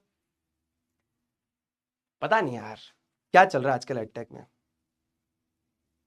तुम्हें कार्टून गिरी चाहिए क्या तुमको, मतलब ऐसा चाहिए कि मैं कार्टून बन जाऊं, इंसानियत ज्ञान छोड़ के उल्टी पुल्टी बातें करूं, उल्टी पुल्टी हरकतें करूं, वो अच्छा लगता है। मेरे को नहीं पता आजकल के बच्चों को क्या चाहिए यार। हमारे समय में हमें एजुकेशन के साथ एंटरटेनमेंट चाहिए था, मुझे लगता है तुम्हें सिर्फ एंटरटेनमेंट चाहिए, एजुकेशन गई भाड़ में। ना इंसानियत ज्ञान चाहिए, ना इंसान बनना है, ना कुछ, पता नहीं क्या मतलब। अगर ऐसा नहीं होता तो कोई बोलता नहीं ना यार। मेरे को सामने से किसी ने आकर बोला कि there are lot of students in my class who hate you just because you give इंसानियत ज्ञान that is related to a fixed religion. यार मेरे को इतना हारा हुआ महसूस हुआ उस दिन, मेरे को इतना ज्यादा बुरा लगा उस दिन कि यार मैं कोई एक परिवर्तन लाना चाहता हूँ संसार में। मैं चाहता हूँ कि बच्चे मार्क्स पे फोकस ना करें, why they are focusing just on marks. मैं चाहता हूँ कि मैं सोच बदल सकूं। पर मेरे को फिर यही बोला था किसी ने बहुत पहले कि सोच के साथ भिड़ना ही सबसे बड़ी बेवकूफी है। इंसान जब सोच से भिड़ता है तो वो हारता ही है, और बात बिल्कुल सत्य है। किसी ने बहुत सही मेरे को समझाया था एक बार, बहुत ही सीनियर थे मेरे से एडटेक में, उन्होंने मेरे को बहुत अच्छी बात समझाई। उन्होंने कहा you want to change the system but you can't change the thinking of the people.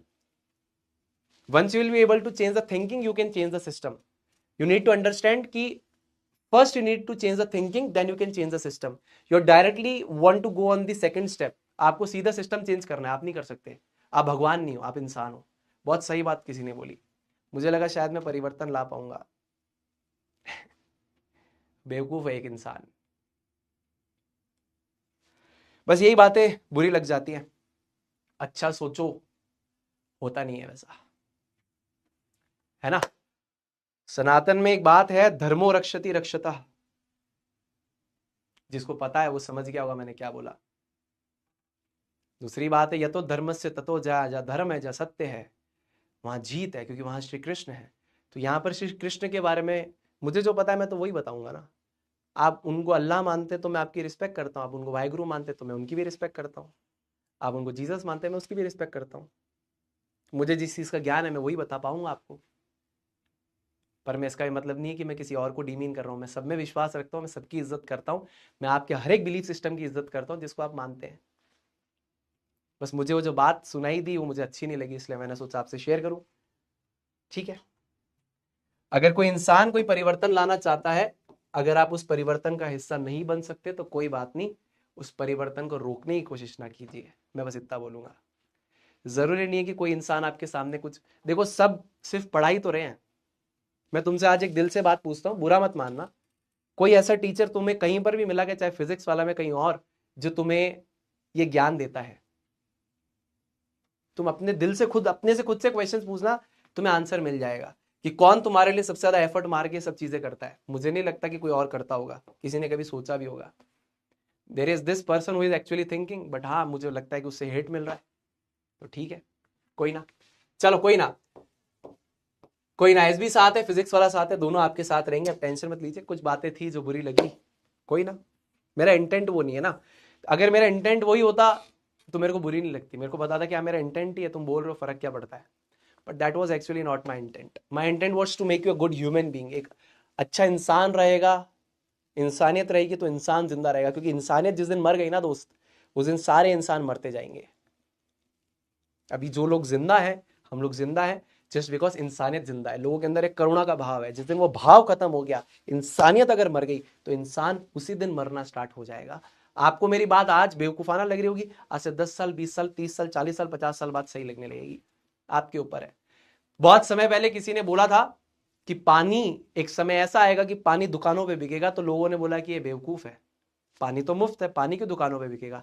आज हम उसी पानी के लिए दुकानों पे दर दर भटक रहे हैं।